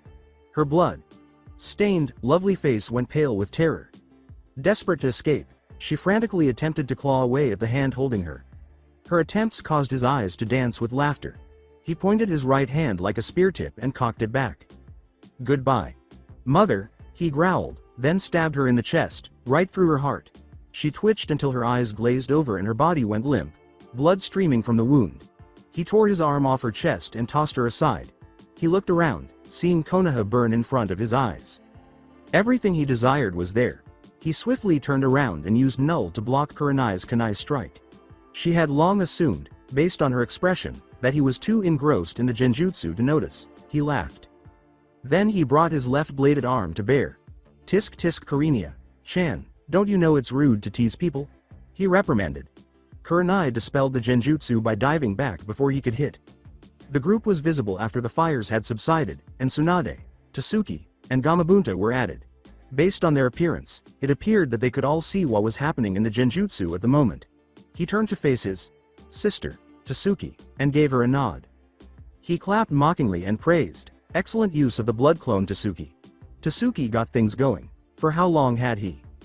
Her train of thought was cut off when Naruto asked, "How long did I know I was under a genjutsu?" He laughed at the others and her bewildered look, wondering how he had tricked Konoha's Ice Queen. "After the first blow, of course. You must really pick up on your kenjutsu, Tsuki. All of your blows feel hollow. As for the rest, if I was about to kill dear mother, I doubt the rest of you would have stood by and watched," he continued. Tsunade questioned, "Then why fake the illusion?" An uncontrollable shiver went through the entire group. The entire group thought Naruto was smiling sadistically at them from behind the mask. With his arms outstretched, he responded, "Why, to use it as a distraction to set up a trap of my own, of course." Then the group saw the foxes, each with a seal in its jaws, scuttling across the clearing's edges, representing the ephemeral flames. As the seals activated, the foxes, one in a box formation, faded, forming a large intangible box that was significantly taller than 10 Gamabuntas. With one hand in a Rasengan, he questioned, "Wouldn't want any more last-minute entries, do we?" As the other chain tail blades unfolded into bladed hands and formed their own chakra spheres, that Rasengan quickly became 10. With his voice booming out inside the barrier, Gamabunta said, "Oi, boy, don't you think this is going too far?" The volume of his voice caused several people in the vicinity to wince. "Stay out of this, Bunta. You should know better than anyone here," Naruto yelled. He shuddered in rage as the Rasengans grew and shrank wildly. They took her away. They made me watch. They made me watch as they killed her before she could ever see her own daughter. Hikari never got to know her own mother. These bastards deserve everything I'm going to do to them," he yelled. Throwing the Rasengans at Gamabunta just jumped, but everyone else dove to avoid the spinning orbs of death. As expected, they encountered explosive force 3 times greater than that of a typical Rasengan wherever they touched. Fortunately for them, there was plenty of room to dodge the barrier. Jiraiya shouted, "Kaden! Gamayu Enden!" and set the oil that Gamabunta had sprayed out on fire, destroying the area where Naruto was standing and essentially stopping any more follow-up attacks. The grass, which had been short and dry for weeks, served as excellent fuel to support the fire technique and quickly set the area on fire, giving them a brief respite. Tsunade. What did Naruto mean? Kushina rounded on the Sannin and angrily demanded. Fortunately for her, Kakashi stepped in. Kakashi drew Jiraiya's attention to himself by saying, Kushina, now is not the time, we have to capitalize on this while we still can. Jiraiya questioned, you've figured something out, Kakashi? Kakashi gave nod. Yes.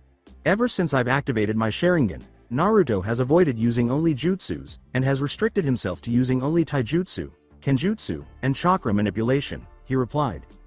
Neji inquired, how much longer can you keep it activated? After doing some calculations in his head, Kakashi responded a moment later. If I'm frugal with my chakra, about another 30 minutes. He responded, before Neji could come up with a strategy to take advantage of Naruto's self-inflicted disability, they all noticed something shocking. One focal point was warped in by the flames, which had been steadily getting out of control. An enormous chakra orb that was hovering in front of Naruto's open maw served as that focal point. The orb chakra was continuously being fed by his 9 chained tails. The orb glowed like a raging inferno as it devoured the flames. The ground Naruto stood on cracked and gave way due to its extremely dense structure, which caused dust to swirl all the time.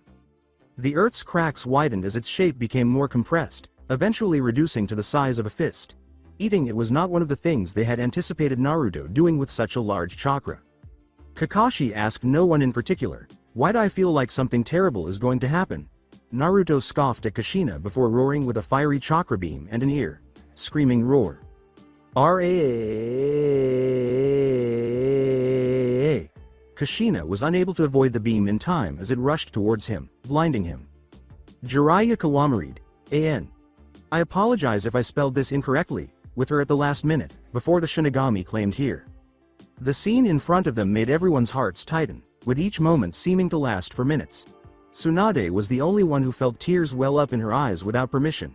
However, Jiraiya simply poofed rather than burned to a crisp before emerging from the ground behind Naruto brandishing an absurdly large Rasengan, which he then smashed into Naruto's back. Chudama Rasengan.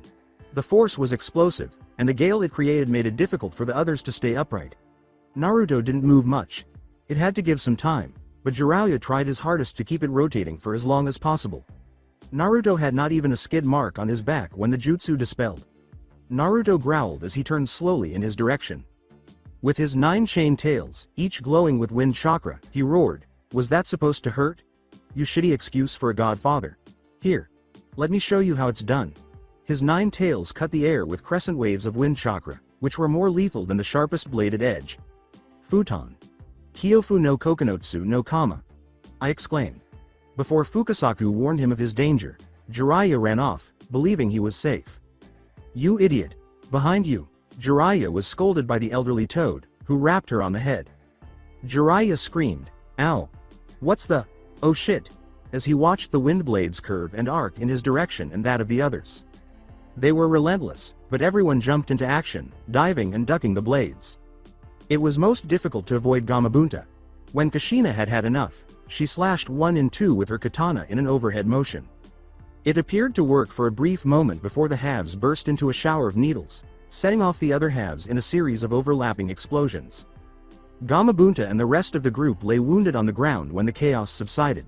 She did, however, quickly verify that everyone was still breathing. Her uniform was torn and her whole body hurt. Half hidden by the smoke rising inside the barrier, she could see her katana lying on the ground. She had no idea how long that would last, but Naruto was nowhere to be seen. With a frantic crawl, she reached for her katana and held it out. A well-known red and black armored boot slammed down on her wrist as she had just touched the hilt. Hello. Dear mother. With hesitation, she glanced up at her son, who gave her a look of pure hatred before bending down and applying more pressure to her wrist. The pain shooting up her arm made her wince. After giving her a silent glance, he smudged his fingers in one of her numerous wounds to create a complex design of seal rays on her forehead. She was at a loss for what to do for the first time in her life. He inspected the seal, and one of his chain tails lingered close to her throat. The harshness and coldness of his tone made Kushina choke. Any last words, mother? He asked. I will always love. Goodbye. Just as her life was about to end and she would never see her son or daughter again, Naruto turned around to stop a blonde kunoichi from trying to harm him. She shouted, Naruto, stop this. Instead, this kunoichi, whoever she was, appeared to know her son. Once we're done with this thing, I'm going to smack that dobi from here to Iwa.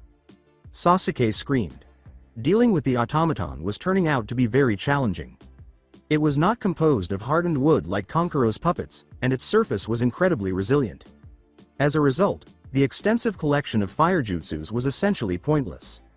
Since the majority of the snake-based jutsus he had managed to obtain from Orochimaru were designed to deal poison-based blows to an opponent, which was useless against the automaton, even a few of them were useless. That left his lightning and taijutsu skills. Sakura and Lee had no better luck. Sakura and Lee's fighting skills were entirely focused on close combat. They lacked any ranged jutsu.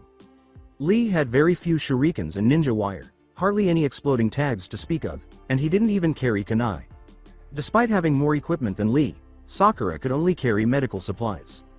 Overall, this improvised team's worst enemy was Kugyo no Haka, together with the fact that it was painless and employed a very strong toxin that was cutting into Sasuke's fighting time. The three of them started to feel the strain of the battle. Sakura and Lee swiftly scurried around their opponent, dodging and swerving through his blows and leaping back after the sporadic cloud of toxic gas. Sasuke wanted to know what they could use, so he asked, "How many exploding tags do you have left, Sakura?" Sakura rummaged through her pack for a moment. 10 exploding tags left, 5 kunai, and 15 shuriken, she responded. Just then, the fucking automaton exploded from the wall, slamming Lee into a wall before he threw Sakura into Sasuke by putting his tail around her neck. The pair collided with a nearby food stand. Sasuke attempted to get back up, but he could already sense the reaction from suppressing the symptoms. His coughing fit was especially severe, and his body trembled. He was already aware of the bloodstains on his hand. "Oh no. Not right now. Only a couple more minutes," he muttered a curse. Lee had succeeded in escaping the grip of the automaton and temporarily dislodging it. Sakura's head came out of its daze and she saw the blood. "Sasuke. We need to get you to the hospital, now," she said. Sasuke was hesitant to agree, but the automaton had other plans as it entered, its fists slamming into the spot where they had been just a moment before. "Aw man, for doing this Naruto, later you gonna owe me some serious dough." As the three of them turned to face the puppet from a rooftop, they noticed a black man wearing Kumo Enbu gear sighing to himself. "Yo, motherfucker, you better think again before messing with me brother. Fuinjutsu. Okutopasu Horudo." B rapped, projecting ink globules that resembled his clones. He then applied a variety of combined pinning holds to the automaton. After a brief struggle, it was swallowed by the ink and frozen in place. B looked expectantly at the three and yelled, "Aw yeah. That's what I'm talking about. Don't worry fans, no need to shout." The lack of applause caused him to slump his shoulders. Dejectedly, "Alright, fine. Be that way, I ain't gonna whine." Unknown to the group, Kugyo no Haka warped out. Sasuke tensed at the sight of the Kumo headband and demanded, "Who are you?" When Lee said, "Sasuke. That's no way to treat such a youthful person. WHO helped us." The group was horrified. If youth was mentioned again, Sasuke vowed he would. "Hey, you guys know where Naruto is? I got lost when I had to take a whiz." B responded. The group was criticized for the Kumo ninja's motivation. "Why are you looking for Naruto? Not much good at it, do you, what with the Kyuubi form he's in?" Sasuke responded with a grin. B immediately became serious at the mention of Kyuubi and quickly drew closer to him. With the raps forgotten, he practically demanded, "Where is he?" Except for Sasuke, who refused to back down, the group retreated. "Why? You gonna try to take him to Kumo? Huh? You gonna use him like a slave?" asked Sasuke. B lifted him into the air by grabbing him by the shirt. "Look punk, I'm not gonna ask again, I'm a friend, and the longer he keeps fighting, the faster his clock starts ticking," B replied. The group's eyes grew wide with insight. Sakura replied, gesturing toward the general area, "He's by the western gates." B gave Sasuke a nod and then threw a vial at Sakura, who caught it. He hurried off after saying, "That's the antidote, use it sparingly. After that, rest, because everything hurts like a motherfucker afterwards." Yugito begged, "Why are you doing this, Naruto?" Naruto used Null to bat her away. After roaring, "I'm only doing to them what they deserve," he turned back to Kushina. When B suddenly broke through the barrier, Naruto was drawn into a full Nelson by his 8 tails. A distressed, "Not you too, B," he screamed. Before Naruto suplexed him and leapt away, B tried to reason, "Stop man, stop the fight, this ain't right." Yugito in full two tails form then tackled him to the ground. She begged, "Stop it, Naruto. What about Hikari?" Naruto flung her away from him. He roared, "Leave Hikari out of this," as he dodged a now fully merged eight tails B. However, he was not as fortunate as he was, as two other tails caught him and encircled him. Yugito shot back, "It has everything to do with Hikari. You know that, you're killing yourself. You only have 4 years left as it is. Don't you think Hikari would be devastated knowing you're purposely hurting yourself?" "Shut up, no, we won't," he yelled angrily. "I'm doing this for her. If it were not for them, she would still have a mother. She doesn't care though, she has you, and that's all that matters to her." Everyone sat in silence, shocked, those who had not heard of Naruto's condition. For how long, Yugito? How long till she's alone? If it were not for them, she wouldn't be crying at night, fearing the day I die. Kami. It hurts so much, Yugito. B, you don't know what it's like, feeling helpless. You're the one that's still hurting Naruto. You've never gotten over her, have you? Replied Yugito. Her point was only supported by Naruto's silence. I can still see her sometimes, how she pleaded to see Hikari. She knew she was going to die. The more I think about it. I did too, but I didn't want to believe it at the time. Kami, it hurts so bad sometimes. I just wanted to end. He acknowledged. Yugito approached him slowly, stroking his forehead with one of her tails. Naruto sagged a little as she whispered, "It's gonna be okay now, Naruto. We're here for you. Sleep, it's gonna be okay now." His armor broke away like glass and then faded away, revealing his sleeping face streaked with tears. The two Jinchurikis transformed back into humans, with B tenderly cradling Naruto on his shoulder. Yugito opened a door in the field and searched his person for the sealed key as the two left. Wait. Kushina jerked herself up with her katana, her eyes beseeching, and the two came to a stop. Where are you going with my son? After calmly responding, Yugito went through the door with B shortly after. Home. Your son, it seems, has no wish to see you nor his former prison, though after knowing of his past, Ms. Uzumaki, I cannot fault him. It faded and Kushina ran to the door. She cried out, "No, no, no, no," and frantically looked around the area where the door had vanished. Sobbing into the dirt, she fell to her knees. 3 days have passed since Naruto's return, Konohagakure. As the team waited for Inoichi to bring his daughter in for a briefing on what she witnessed when her soul self entered Naruto, the Hokage Tower was a hive of activity. There was a lot of tension, particularly between Tsunade and Kushina. Ever since Kushina learned what Naruto had meant from a cornered Kakashi. Let's just say they were fortunate that Kushina refrained from attempting to kill the Sannin right away after hearing about what he had been through and the possibility that Tsunade was to blame. Everyone's patience was soon rewarded when Ino and her father took over. Their delay was justified because parts of Konoha were being rebuilt, and they were able to portray it as a surprise attack by mercenaries on Tsunade by irate Root supporters. Fortunately, everyone had already fled to the underground safety bunkers, so nobody could actually witness Naruto arrive and literally wipe the floor with them. So, Ino, before we get started, are you feeling any better? Replied Tsunade. It appeared as though Kushina would question the poor girl in order to extract the answers. Ino shivered a little and embraced her sides. Honestly, no, I'd think I'd rather go mad rather than be unaffected by those type of things, she said. Tsunade gently inquired, can you tell us what you saw, so as not to push their one lead too far? To the annoyance of Kushina, Ino shook her head. Bam! As Kushina struck the desk with her fist, severely denting it, everyone jumped, except for Sasuke, who simply wheeled back a little because he was exhausted at the time and in a wheelchair. What do ya mean you can't tell us?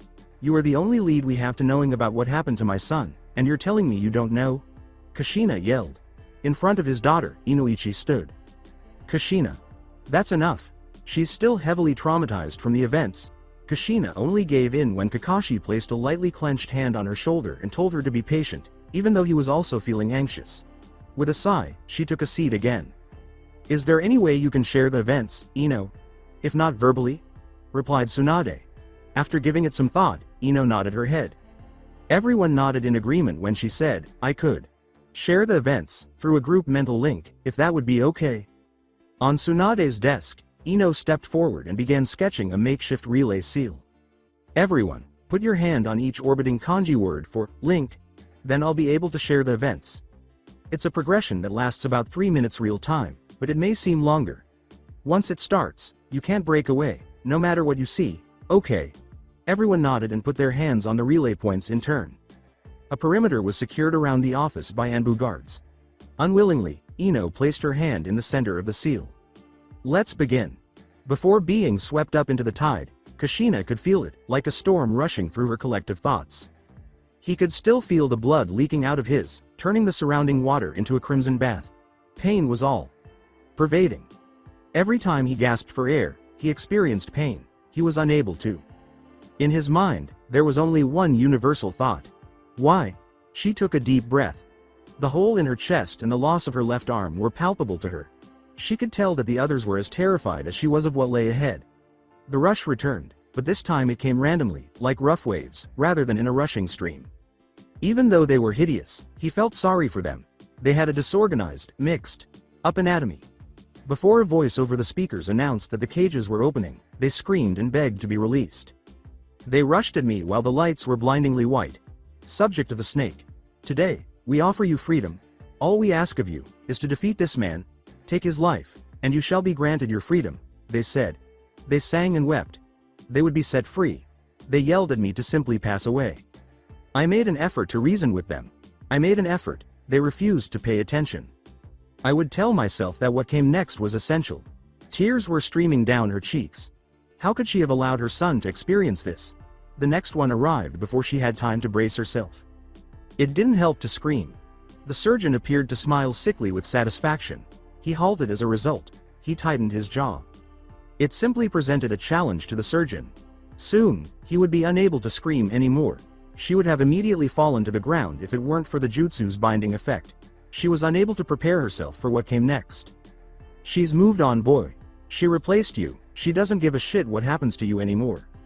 He spoke in a hollow voice. It all seemed so unbelievable. Just a moment ago, she was alive, and now. Her heart had stopped beating. His prayers were never heard, and Kami refused to save her. The Shinigami appeared to be the sole absolute. Regardless of how much he desired, she would never return. She desired to pass away. She felt repulsed by herself. See, boy, she signed you off to us. You belong to us now. It was her very chakra, her signature. He was unwilling to accept it. He was unable to, however, it was the reality. In various states of distress, everyone fell apart at the conclusion of the jutsu. Grabbing Tsunade, Kushina slammed her against the wall, nearly shattering it. She yelled, "You bitch! It's all your fault!" In a similar state of distress, Tsunade pushed her away and responded angrily, "You idiot! Do you really think I would do that to someone I consider a grandson? Shizune, give me all papers that required my signature in the week of the incident. I want them as of 5 minutes ago," she demanded. "I don't know how they got my signature, but we're getting to the bottom of it," she said sharply, turning to Kushina. "And I assure you, once we find the bastards responsible, they're as good as dead." Smiling, Kushina approached Tsuki and Hinata, who were sobbing uncontrollably. Kushina said, "Hinata. Chan, Hikaru, is she?" And Hinata nodded. Hinata sobbed, "Yes, she's your daughter." Hinata nodded as Tsuki sobbed. Then, the woman that Oni Chan was holding. The three sobbed aloud as Kushina gave them a tight hug. "My poor baby. Wake up, sleepyhead." He forced his eyes open and moaned at the voice. The dazzling light attacking his eyes made him recoil. As his vision gradually came into focus, he noticed a warmth on his side. She used his shoulder as a pillow and smiled at him as he turned his head to look at her. Her eyes were bouncing with energy as she said, "About time. I'm not heavy, are I?" He laughed. He said, "No, I like it." He lay there for a while, taking in the shade provided by the tree and the wind wisping across the field. How much you appreciate the small things after being deprived of them was astounding. "I hope I'm not dreaming." Confused, he turned to her. She gave a little giggle at his look. With a sigh of satisfaction, she pressed herself closer to his shoulder and asked, "What do you mean?" "This. Getting away from that place, laying here with you. It almost seems too good to be true. I'm afraid that one time when I open my eyes, I'll still be in that cage." She opened up. Comfortingly, he put his arms around her. "It's not a dream. We are free, and I promise you that we will never go back," he reassured her. She gave him a grateful smile before kissing him on the lips. "Thanks. My knight in shining armor." He gasped as he awoke. He detested going to sleep. Every dream was so vivid. Realistic. Most of them were flashes, fragments of his own hell put together like a shoddy film editor's work. scenes pieced together here and there. However, none like this. The memory made his heart tighten, and then the pain that seemed to be all over him flared up, making him hiss in agony before he calmed down. With the family's medical supplies arranged on a side table, he lay in his recovery room. Bandages were placed over him once more. His chakra prosthetic was broken off and placed, scuffed and battered, next to the sink. He ran his fingers over his left attachment socket. It was funny because every time he took it off, he felt a strange sense of loss despite all the memories connected to its attachment. Hikari, Yugito, and B came into the room before he could think about this anymore. Hikari had on a tiny nurse's costume, complete with a nurse's cap, white dress shoes, and stockings. Her blonde hair was pulled back in 2 pigtails. He laughed a little because she always enjoyed pretending to be a doctor, or nurse, in this case, and had started donning that whenever she assisted him with his injuries. The sound of her father's voice startled Hikari, who had been carrying a few rolls of gauze and conversing with Yugito. Naruto thought he heard a crack as she quickly turned her head around. His eyes grew wide, then began to well up with tears. She sobbed into her father's chest as she dropped the gauze and cannonballs into him. Daddy. Hick. When Uncle B and Hick. Auntie Yugi brought you back. Hick. I was so scared, she was crying. The idea of causing his daughter to cry made Naruto's heart ache, so he held her closer in his right arm. He comforted her, saying, "Hush now, I'm sorry dear. I'm fine now, I swear." Yugito approached with an angry look on her face, a frown tarnishing her otherwise lovely complexion. Whack. She scolded, You idiot," while striking Naruto in the back of the head. "What were you thinking? A group of Leaf Nin follow you home after a battle, and you go with them back to Konoha?" She gasped. She let out a sigh. "And what's worse, as soon as you get there you start raising all kinds of hell, while you're still injured. I am seriously considering giving you the beating of a lifetime," she warned. With a cute but irate pout on her face, Hikari had distanced herself from her father and stood next to Yugito, nodding her head occasionally during the reprimands. But Yugito didn't end there. The girl nodded when she interrupted her lecture to ask, and then, as if that wasn't enough, "You go batshit Kyuubi on them." Oh, Hikari, never say that word, got it? Now where was I? Oh yeah. Thank Kami we were able to get there before you stopped toying with them and actually started killing. I mean, killing a cage? As well as a clan head? Did you even think that through? What if you actually did it? How much harder do you think it would be for you and Hikari to continue on with your daily lives? Constantly evading Hunter Nin for the rest of your life? She gasped. With a slight bow of his head, Naruto said, "I'm sorry." At the time, he hadn't been thinking. Even though the idea of getting even had been a pleasant one, he hadn't given much thought to what would have happened if he had carried out the act. Why hadn't he? He described several instances in which he could have done it, a quick thrust, a slice, and it was done. No, that wasn't it. He wanted to prolong her suffering because he believed that she had lived a happy life while he had suffered. But why did he hesitate in the end? When he and the Kyuubi were in sync, he knew it was Yugito and that Kunai could barely have harmed him. He would have done it if he had persisted. But in the back of his mind, there was a voice that said, no. When Yugito and Hikari embraced him and B gave him a comforting shoulder clap, he snapped out of his reverie. Yugito muttered, "Idiot. Making us worry." Naruto laughed. With that specific thought bothering him, he said, "That reminds me, how did you guys get past the barrier?" Yugito sighed and B shook his head. The response from B was, "Yo man, you really need to watch your stuff. You brought one whole wall down in one big huff." This implied that you needed to make improvements to that barrier. We were able to enter after a portion of the wall was destroyed by your tailed beast ball blast. Angrily, Naruto slapped his forehead. Making a barrier that large without putting undue strain on its density had been a stretch. Although he knew he would have to adjust its dispersion relays, he believed it would be capable of handling the task. Naruto teased, "So, B, you not gonna scold me too?" B gave a headshake. "Nah, it's okay. Every once in a while shit hits the fan, but big bro wants to talk to ya man to man," he said. Naruto went pale. He couldn't mean that. Crash. As he brushed dust from his shoulder, a now muscular man shaped hole that passed for the doorway.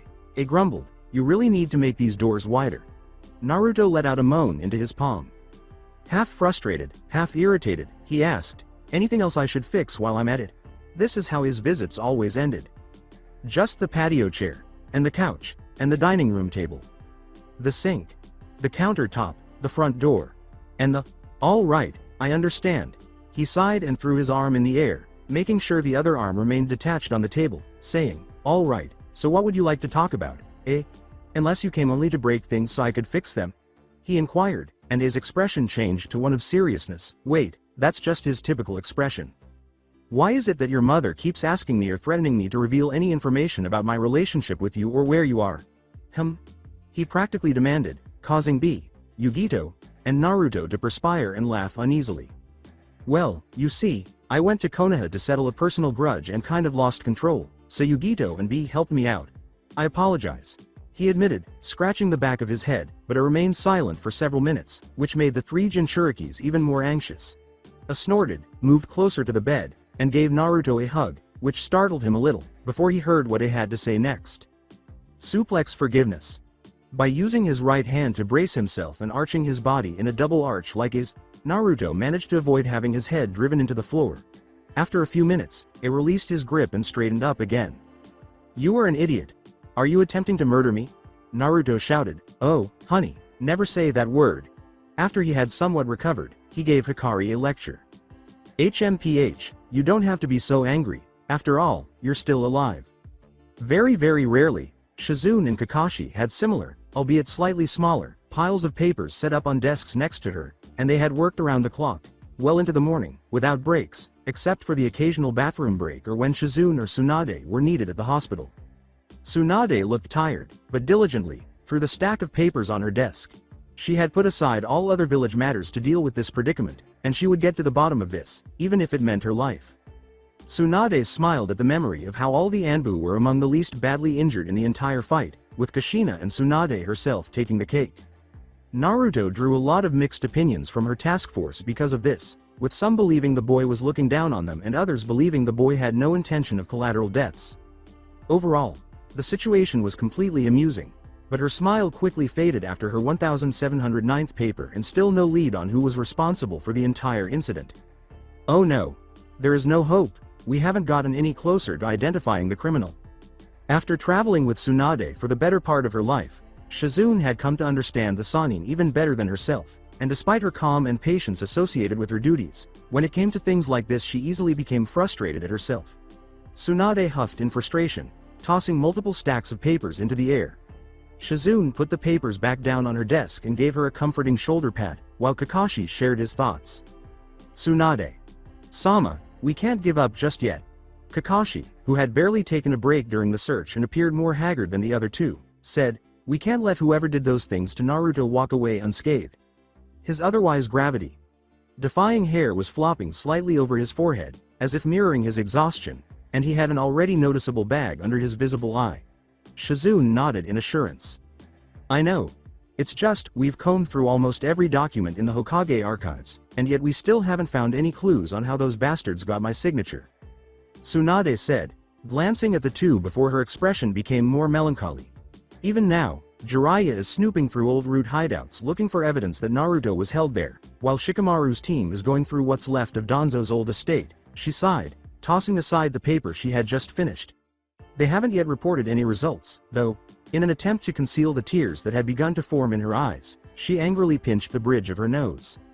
"What if we limited to any documents pertaining to shinobi or security from the first 3 days following the incident?" Shizune nodded, not waiting for Tsunade to confirm the decision, and picked up papers that did not fall under that category. It appears from the fragments of Naruto's memories that they showed him it at the beginning before the regime he underwent, Kakashi offered. "You got it." Shizune couldn't help but wonder how everyone else was doing as she carried the papers to the archive room. Everyone seemed to sense the strange tension in the air at the Hyuga compound, and many clan members milled anxiously about it, with the majority departing to avoid the tense atmosphere. Neji, who was known for his brutality and lack of restraint, was currently busy battering away a number of practice dummies to oblivion. Many clan members had fled when the Anbu captain had asked for a sparring partner.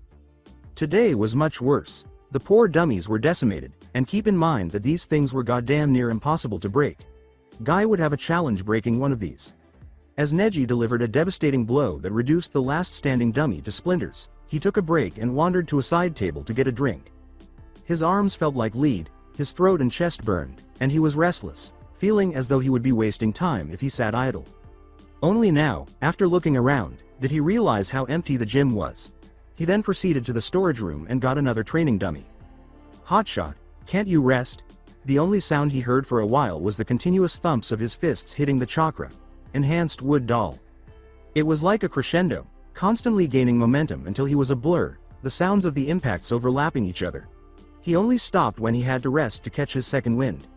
He turned around to find his wife, 1010, clad in her casual clothes, staring at him from the entryway. He simply nodded before setting up the dummy and carried on practicing. "What's the matter?" With concern and an unwavering determination in her eyes, she asked. "Nothing," he retorted. She responded, shocking the otherwise polite Hyuga with her coarseness. "Bullshit. 1010. It's inappropriate for a woman to. When a husband refuses to give his wife the truth, it is disrespectful. Now, tell," 1010 interrupted. Neji sighed in defeat, pondering his thoughts, and all it took was one glance to confirm that her wife would not back down and would sooner fight tooth and nail than change the topic. "All right?" she inquired, growing irritated. "This morning, I had too much coffee," he offered, but judging by the "are you serious?" look she was giving him, it didn't seem to be enough. She changed her approach, assuming a dejected, regretful expression, and cuddling into his chest while gazing up at him with the dreaded jutsu that all men detested and would manipulate to suit their needs, the puppy dog eyes approach. "Please, honey, tell me what's wrong," she begged, and Neji gave in, mentally cursing his wife. He muttered, "Mumble. Yudo. Mumble. What?" He sighed as she asked. "Naruto," he went on, "or more precisely, what we saw." 1010 gave him a sympathetic look but said nothing to let him finish. He shuddered a little at the memory and pulled her in close. When I think of what happened to Naruto, with Hinata as clan head and the clan no longer segregated, I thought we could start a family without worrying that our child would be branded like me. I keep remembering that one scene, but instead, it's me holding you, 1010, he sighs. 1010 nodded. In light of the shackles that came with being a branch member, Neji had been very reluctant to start a relationship at first. Neither of them wanted to bring a child into the world with that burden. However, a month ago, Neji finally agreed to start a family, though it was too soon to tell if these efforts were successful. With a sigh, he went on, "But that still happened to Naruto, right in front of us. Who's to say our child won't experience something similar? Oh, I suppose I'm trying to convey that I'm terrified that our family might experience the same thing." It was a fact that many of them ignored their lives. The people of each shinobi village were assets to be used in the petty squabbles of politics and those in control. It was an unwritten and frequently disregarded rule. 1010 embraced his trembling form, caressing his back in silent comfort. What was there to say? "Don't worry, that will never happen to us." When a pawn became a valuable piece, such as a rook, knight, bishop, or queen, the user didn't care how many died to reach the other side of the board. Naruto was merely the initial pawn to return. The training grounds were the target of a young heir's ire, and the only sound coming from the epicenter of the Uchiha compound was the cries of frustration. Could he? A man who thought of him as a brother to himself. Someone who felt his suffering. How could he have harmed him like that? Raggghhh. His body still ached from the aftereffects of the poison, but it did little to nothing to calm the anger and self-loathing that were building inside of him. With a raged cry, he cut through the final sparring dummy, rendering it inert with the force of his blade. Around him, electricity cackled menacingly. Sasuke-kun, you ought to be sleeping. After setting up the next round of targets, he turned away, continuing his exercise without paying any attention to Sakura's reprimanding voice. Sakura looked no better than him, haggard, with dark circles under her eyes suggesting a similar state of distress. "Sasuke, you must take a break," she persisted because she would not allow him to injure himself in this way. He disregarded her and huffed as she strode forward, cautious of the swinging arcs of his blade but still moving forward with purpose. She grabbed his forearm to stop him on the back swing of another kata, and he gave her a fierce look over her shoulder. "All right. Go," he said, and Sakura simply responded with a defiant tightening of her grip. "Damn it, Sakura. Stop talking." The Uchiha was somewhat taken aback by her response. Although they had progressed from being teammates to lovers, Sakura had not yet broken out of her submissive behavior around him, unless he irritated her or made flat-chested comments. Nevertheless, it was unusual to see such spitfire in her, and she was trembling despite the fire in her eyes. "Do you believe that you are the only person who feels resentment toward yourself? What do you suppose I'm feeling? Being so cruel to him when we were teammates? Don't you dare take full responsibility for the situation." It was me who pursued you with his emotions? It wasn't you who almost killed him. He abruptly stopped her and turned away, staring down at his trembling hands. With these hands. I maimed him, I tore into him. Kami. I can still feel the blood even now. He whispered, feeling her hands on his shoulders before bringing his face up to gaze at her. Tears streaked down her emerald eyes, and he didn't realize until now that he was crying too. She closed her arms around him, wiping his cheeks with her thumbs before beckoning him into her consoling embrace.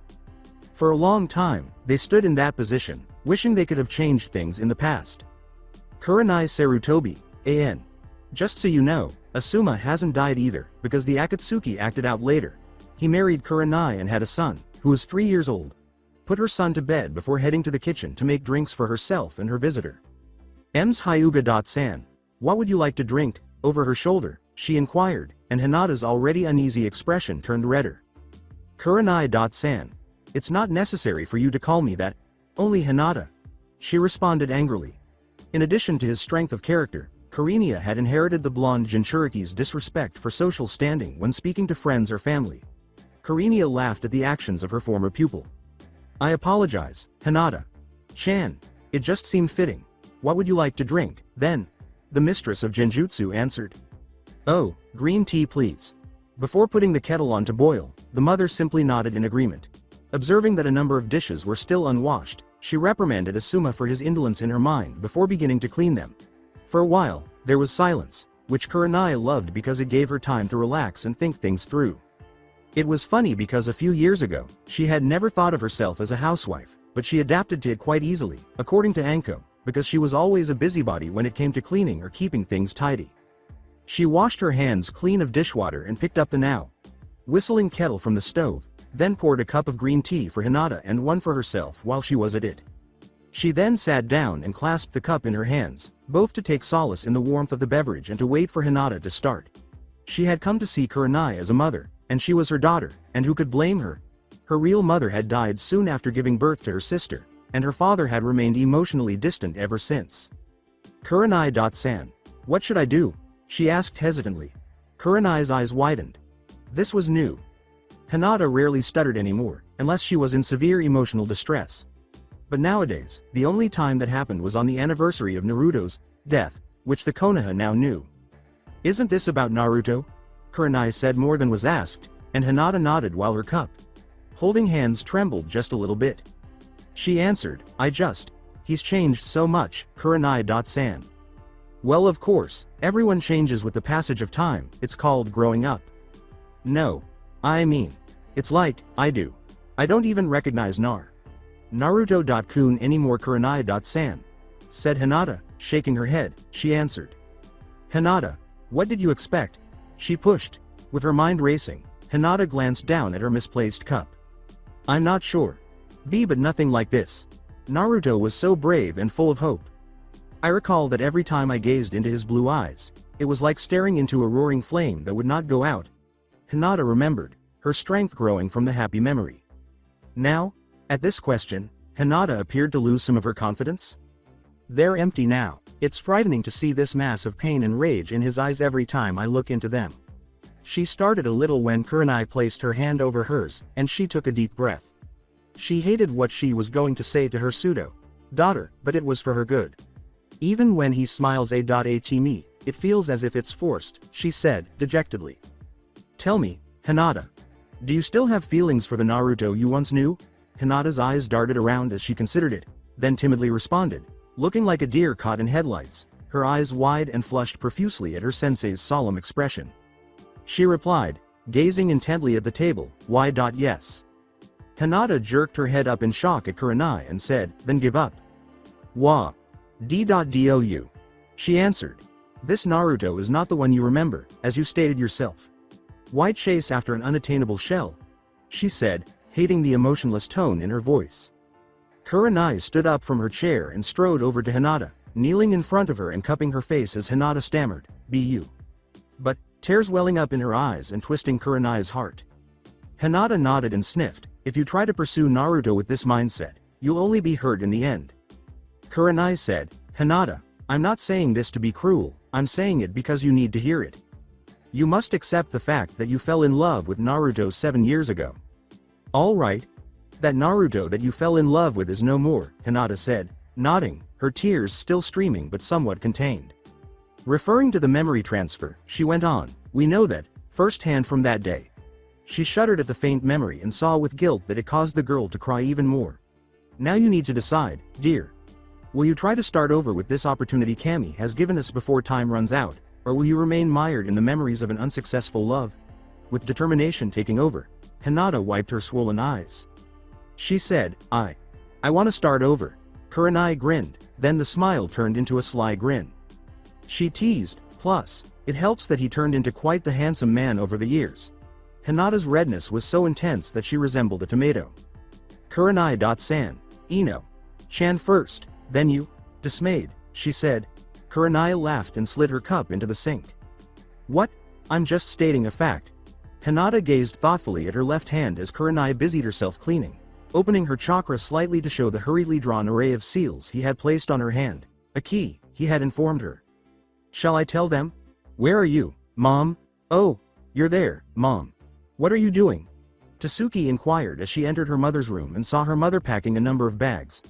Kushina appeared prepared for battle, with loops of ninja wire, a plethora of storage scrolls, and a number of canvas pouches that held kunai and shuriken in addition to her trademark katana strapped to her back. Said redhead was now occupied with packing a number of travel bags. She responded without even glancing at her daughter. Those shinobi who brought Naruto with them wore Kumo headbands. I'm going to Kumo. With a violent shove of her remaining supplies, she declared, I'm going to go and find out myself because Their Rakage has already denied any claim I have made of their involvement. Have you inquired about this mother with Tsunade? Sama? Kurenai gave a headshake. She curtly replied, she would get in my way, mother. She would not comprehend. Kushina cut her off, whipping her head around to face her daughter, tear streaks marring her face. She wouldn't understand. She spat angrily, clenching a spare tanto so hard that Tasuki thought it might break, but she stopped when she felt her daughter's hands on her shoulders. Tasuki, honey. We both waited years to see Naruto again. And after all these years, we finally get to see him again. Only for those blasted Kumo nin to take him away again. Ever since you told me I had a brother, I dreamed every day of meeting him, Mom, Tasuki said, her body trembling as tears streamed from her eyes. I wanted to engage in the same activities that kids do with their siblings. Play together, assist one another with homework, and even quarrel over pointless matters. Kushina gave her daughter a hug and said, yes, you see? Come on, for you. I prepared an extra travel bag. Suki's hand stopped her as she turned to face the bags she had previously forgotten. However, despite my desire to pursue Oni-chan, his actions and hatred for us were justified. I don't mean to come across as callous, but you left him. Mom, I understand your reasons. I was going to return. With fresh tears in her eyes, Kushina let out an angry scream. Mom, you didn't. Yes, it did happen. Mom, I don't hate you, but had Oni-chan and I switched places, I think I would have felt the same way. Unfazed by her mother's rage, her daughter screamed back. Kushina separated from her and sat down on her bed, holding her face in her hands. It was heartbreaking to see your beloved mother crying, partly because of you. Tasuki went over to her, but she barely knew how to comfort her and ended up rubbing her back while holding her mother close. The silence continued for a few moments until she could barely hear her mother's sobs. Hick. What am I supposed to do? I'm a terrible person. Hick. I am an awful mother, she sobbed, and Tasuki simply held her closer. Because, honestly, she had no idea what the answer was to that. As the day went on, Tsunade noticed that her eyelids were getting heavier. The light coming in through her office window's blinds had long since turned lavender purple, and twilight had arrived. Although focusing the search had significantly reduced their workload, it was still manageable, especially considering that they were already exhausted from their earlier search. And Anbu, who had visited on multiple occasions during their search to inform them of the lack of progress, appeared kneeling before her desk after a shadow wisped to the side of them. Angry at her own lack of success, she yelled, report. Hokage. Sama. The Ram. Masked Anbu responded succinctly and directly, a council member has turned himself into custody. Tsunade raised an eyebrow. What charges? Although she had directed a number of Anbu to covertly look into current and former council members, they had not been explicit in their searches or the reasons behind them, so she asked, bewildered. Council member Rukuyama, from the Shinobi R&D section, has confessed to participating in the enactment of Protocol 87 Alpha on Genin Naruto Uzumaki of the Leaf. Kakashi, and Budat-san, and Shizune watched in horror as Suad's face went eerily blank. They could handle her swearing, flipping tables, and destroying things, but this eerie silence was even more terrifying coming from the usually outspoken woman. Invoke the others. Her voice was emotionless as she said, I want him brought to interrogation room 462 in an hour. After a nod of agreement, the unnerved Anbu went off. Hinata and the others waited in morbid curiosity, wondering just what kind of scumbag had played a part in Naruto's training. The observation room was tense. They had received a summons stating that one of those responsible for Naruto's situation had been discovered, but who or how had not been revealed. Imagine their astonishment when they saw council member Rukuyama, a popular member of Konoha's military R&D. He was a good-looking man with a round, cheerful face, and although he was known to be strict with business, he was well known among the clan heads for getting together for dinner and chatting. He didn't flaunt his wealth by wearing modest clothing, but when he sat down in the chair facing the door, his normally cheerful face appeared haggard and grim. No one was more repulsed than Konohamaru, who had hosted the man for dinner on multiple occasions. Reflecting on those recollections, he swore at himself. One of the men who caused all of the boss's misery had sat at his table and conversed with his family. The idea infuriated him. He looked at Hinata and the Uzumakis, who appeared to be doing everything in their power to avoid marching in and murdering the man he was sitting. To their further surprise, though, they were taken aback by the person who entered the room to question the guest, not the towering figure of head interrogator Ibiki Morino, but the icy figure of Tsunade, whose eyes glowed a cold amber. Instead of sitting in the seat, she chose to stand and flip the table, which was the only thing standing between them. This startled the man and everyone else in the group as she closed the gap and slammed him across the face, sending spittle and blood flying. You fucking son of a bitch.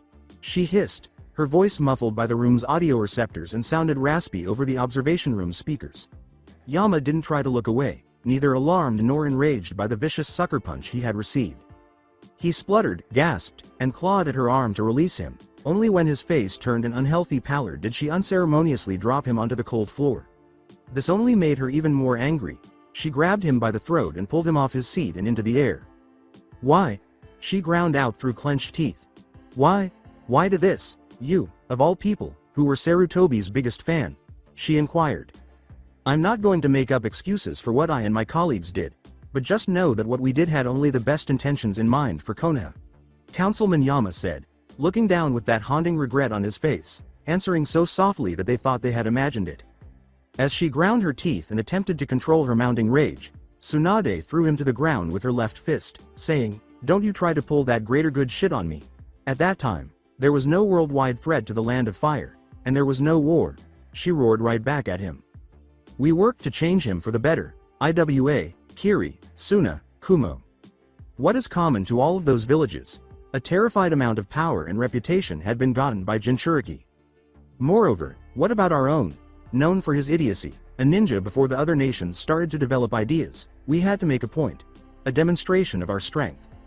Look, you and I both know that regardless, our actions are unjustified, he countered, huffing a few times to catch his breath before continuing. But let me ask you this. If our actions were the only means of preventing another conflict in Konoha, would you have followed suit? Never mind. Your expression already tells me you couldn't. My estate contains all the evidence you need to hang me even more. After clearly calming down, Tsunade asked another question that had been on her mind a lot. How did you get my signature on that document? At that time, the councilman had the grace to appear embarrassed. In order to prevent another Sasuke incident, Article 725 permits psychiatric evaluation of genin and or chunin hopefuls based on suggestions from instructors or teammates. We used a multi-layered genjutsu to conceal a transfer seal on the document's back. You didn't notice it because you were still grieving for Uzumaki-san. She called forth one of her ANBUs and left the room out of concern that she might kill him too soon. Dear, have you discovered anything in his belongings? The masked Anbu dropped to one knee before responding to her question. Indeed, Hokage. Sama. However, his estate has yielded no incriminating evidence. He has, however, taken great care to make sure no one opens the safe in his personal study. Tsunade nodded and beckoned him into the interrogation room, yanking him up by his hair to snarl in his face. It might take some time to find out its contents, the Anbu said, succinctly and directly. What is the damn safe's combination? She gave a hiss. She tossed him aside to gaze at the Anbu and said, 76.4.19.32. Have you got that? The Anbu nodded. All right, while we go through the contents of the safe, throw this piece of trash into cell block 7081. B. No one in the observatory room noticed a small, fleeting, perceptive shadow as they filed out to follow Tsunade. I'll deal with him then, the Anbu said, nodding and beckoning one of his teammates to open the safe while he escorted the offender to his cell. Tsunade was fuming as she looked through the medical records and treatments in the safe. Those sick bastards. The listed treatments were carried out while Naruto was fully conscious and aware of what was happening, and the pain would have made any Anbu worth their salts a broken mess. Her fist clenched at the thought of this happening to Naruto, and she unintentionally crumpled the paper in her hands. Orochimaru's found experiments weren't nearly as sick and twisted as these. She shuddered as she remembered all of them listening to the audio tapes of the members apathetically discussing Naruto's training, as if a pampered pet. None of them were unaffected by their demise, but what chilled her to the core the most was what the tidbits had revealed about her late sensei. Subject 1009, First Day. Are you sure about this, Danzo? My root, Councilman Sardoi, is honest. Several of my sensor types described Uzumaki San's activation of his Biju state as a blinding flare. Given the incident's proximity to our nation's borders, it made sense to discover that multiple foreign shinobi were looking into it. Danzo.san, did your men not attempt to stop the eavesdroppers? HMPH, did you think my men would just sit there and watch this happen? No, a few of the trespassers were killed by my men, but some were very skilled and slipped through the cracks. Danzo, are you really sure this has to be done? Is there no alternative? One that isn't as extreme as? Councilman Yama, I can appreciate your concern. However, keep in mind that my elderly friend Hiruzen was well aware of the responsibilities and burdens of being a Jinchuriki and had intended to implement a similar, albeit more gradual, regime early on. He refused to do it, though, because he had grown sentimental and attached to the boy. His inaction has unintentionally caused his pseudo-grandson to come dangerously close to death. Will you, Councilman Yama, let your hesitancy and fear prevent you from taking the necessary action? All right. Danzo.san, I will support this motion, even though I sincerely hope it isn't required. I don't think we'll burn in hell for the decisions my friends and I have made, but our wishes are not fulfilled by reality. We occasionally have to choose between two evils. What time does the program start? Councilman Turan will restore consciousness to Uzumaki.san. That is, 15 minutes. Subject 1009, Day 24. Danzo.san, has anything changed? Yes and no, in a sense. His innate and inert skills and abilities are better understood by us, but breaking him, well, that's a different matter. Is he still clinging, after the regime for more than 3 weeks? Yes, I'm in awe of myself. His naivete and willpower are ridiculous. If it weren't preventing us from moving forward, I would respect it. It won't go on forever, there's a breaking point for everyone. Subject 1009, Day 57 inches. My friends, I have some good news. Today, we have advanced significantly. Danzo.san, how so?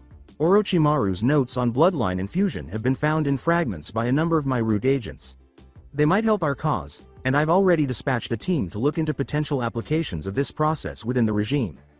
However, Danzo.san, Orochimaru's experiment with the Mokuton had a 99.8% failure rate, didn't it? On such odds, are you willing to risk Konoha's deterrent? Councilman, don't be afraid.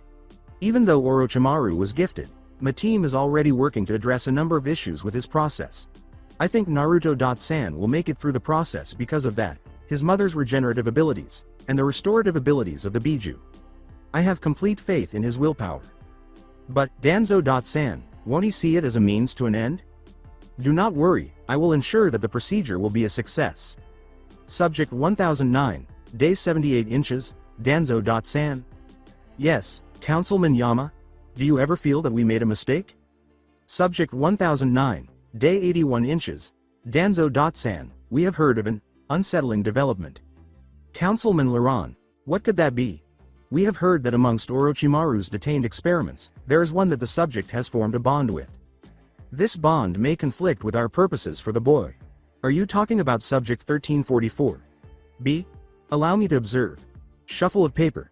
Ah, yes, she is present here. Councilman Sardoi, we will not be taking any action. And why is that? This woman would undoubtedly give him a lifeline to cling to. Yes, even though that might be the case, my men have completed the better care that Orochimaru initiated. They have assured me that this new bloodline will form itself in the coming weeks after keeping an eye on Naruto. Sans vitals. Perhaps the most stable specimen from Orochimaru's 64Z experiments is subject 1344. B. By causing their progeny to exhibit homozygous characteristics linked to bloodlines, they aim to hasten the emergence of bloodlines. She would be the ideal subject to carry on this new bloodline if she and Naruto-san ever had children. You're doing great, Danzo-san. This is up to you to decide, but if it interferes with the subjects. Thank you, Councilman Sardoi. I am completely confident in my plans. I believe it's time for us to say goodbye for the time being until our next meeting. Subject 1009, Day 367 inches, Danzo-san. What does this signify? You promised us that Konoha would be deterred, one capable of repelling every potential adversary. However, how can we do that if you allow subjects 1009 and 1344 B to elude you? This portion of the audio tape is unintelligible because of overlapping arguments and shouting. Slam. Councilman, you're overreacting, calm down. Reacting too much. Overreacting. Tell me, Danzo-san, how we should be behind now that Jinchuriki is now loose in Fire Country and Konoha is the only one WHO is unstable? Overreacting, as I mentioned. Although I don't know where they are, you seem to believe that they have escaped. However, my team is currently pursuing them from a safe distance in anticipation of their return. Danzo-san, are you saying that you voluntarily allowed them to go? Just man up to your mista, old man. Get off it. Naruto-san was aware of our plans. He was aware of the purpose of Subject 1344. B. He would fight us all the way through because of that. What if he believed they were free to live reasonably normal lives? Isn't it the goal of most men to have a family with someone they love? Let him savor this little taste of the outside world, I say. In this manner, he will be under Konoha's command when we eventually bring him back, broken. At this point, Kushina destroyed the tape so they couldn't listen to it anymore. Subject 1009, Day 643 inches. Is it accurate to say that the subject has stopped responding, Danzo-san? He knows all our names. What are you saying? My root, all those funding us, even all of us in this very room. He recites them every time we are with him. His daughter has inherited his bloodline. We may have to use her as leverage rather than a resource right now due to 1009's behavior. Subject 1009, Day 765. I believe we may have pushed too far, my friends. Danzo-san, what happened? The procedure, while improved, has brought forth a grave flaw. The lineage. Yes. It is taxing on 1009's body, not just chakra. Wise, but on his very health. There must be something you can do, right? Have a look at this. I already have my medical teams researching it, but with the rate it is going at, it may not be soon enough. How is his daughter doing? Whether by luck or 1344, B's doing, she is not privy to the fatal side effects. Subject 1009, Day 893 inches. Klaxons and sirens blare in the background, somewhat muffled as though they are occurring outside the room's doors, and there are the sounds of bottles clanking on the floor, sake bottles that Tsunade has identified. We're going to burn for what we did to you, Naruto. A crash, then an inhuman cry of agony, and finally static. Councilman Rukuyama shifted to try to sleep, further nicking his legs against the sadistic floor, but he knew this was nothing compared to the hell he helped submit the boy to. He knew his fate, death, and he had accepted it, a way to pay for the horrible atrocities he helped commit. The floor of the cell was made of rough cobblestone, cold and chafing to the touch, and was designed to gradually erode the prisoner's resolve without the use of an interrogator. It had grown so dark that he could not even see his hands in front of his face, and he shivered in the strangely cold air permeating the cell. Then he sensed it. A presence. You learn a few things from working with shinobi. He turned, trying in vain to see his guest. If it's not Councilman Rukuyama, why, it's so nice to meet you here. He felt his presence hovering around him, like a vulture pursuing a beast at the threshold of death, and froze at the voice, half expecting a visit from him before he died. I really am sore. URK. His apologies were cut short when a cold, vice-like grip closed around his head, causing his face to slide across the grating floor and sustain multiple cuts along the left side. Stop talking. You couldn't, I said. Where was I now? Yes, Yamada-san. How about I give you a present? A gesture of goodwill for all the presents you have given me? Councilman Yama silently screamed from the intense pain as he raked his claws against the man's chest, drawing deep gouges in his flesh in intricate patterns. Beautiful, are they not? before the air grew chilly, he asked with a sadistic glee. You believed you could evade me, following all of your actions. Then why? Why did you allow me to survive this long? He could almost see the Cheshire smile on his executioner's face as Councilman Yama stumbled. To get you to wriggle. To force you to count down the days as your fellow conspirators were gradually put out of business. That was funny. For a while. Yama gulped loudly as he said, now it's time for the final act. To come to an end, he had already prepared himself for death long before he turned himself in, and he would face it bravely to the end. He drew a lazy spiral on the man's forehead, dragging his finger down from the dot in the middle down the bridge of his nose. Have you grown a backbone yet? Rest assured, I will cherish the expression on your face before the lights go out. Goodbye. It was not as gradual as he had anticipated, the out of body experience. He felt the cold, menacing presence of what could only be the Shinigami, and he felt himself slowly dragged towards it until a pain so excruciating, so indescribable, dragged him away. He felt it, the flash of pain in his chest, the absence of the staccato of his heartbeat, and his head beginning to lull as his body grew quiet. Naruto moved the glowing orb from its paper cage to a swirl. Like seal that rested on his, and as it made contact with it, the orb dissipated, lengthening the depth of the swirl. This aura, this structure. I must thank you, Councilman Yama. It seems you have given me another gift. It's unfortunate that I won't see you in hell. The man's body was slumped against the wall, his eyes open and begging for mercy, his face permanently etched with an unfathomable grimace of pain. This was the scene of the ANBU's morning visit to the cell. So that's it for today. I hope you guys enjoyed it. Don't forget to like, share and subscribe to the channel for more awesome stories like this. Thank you. See you all in my next video.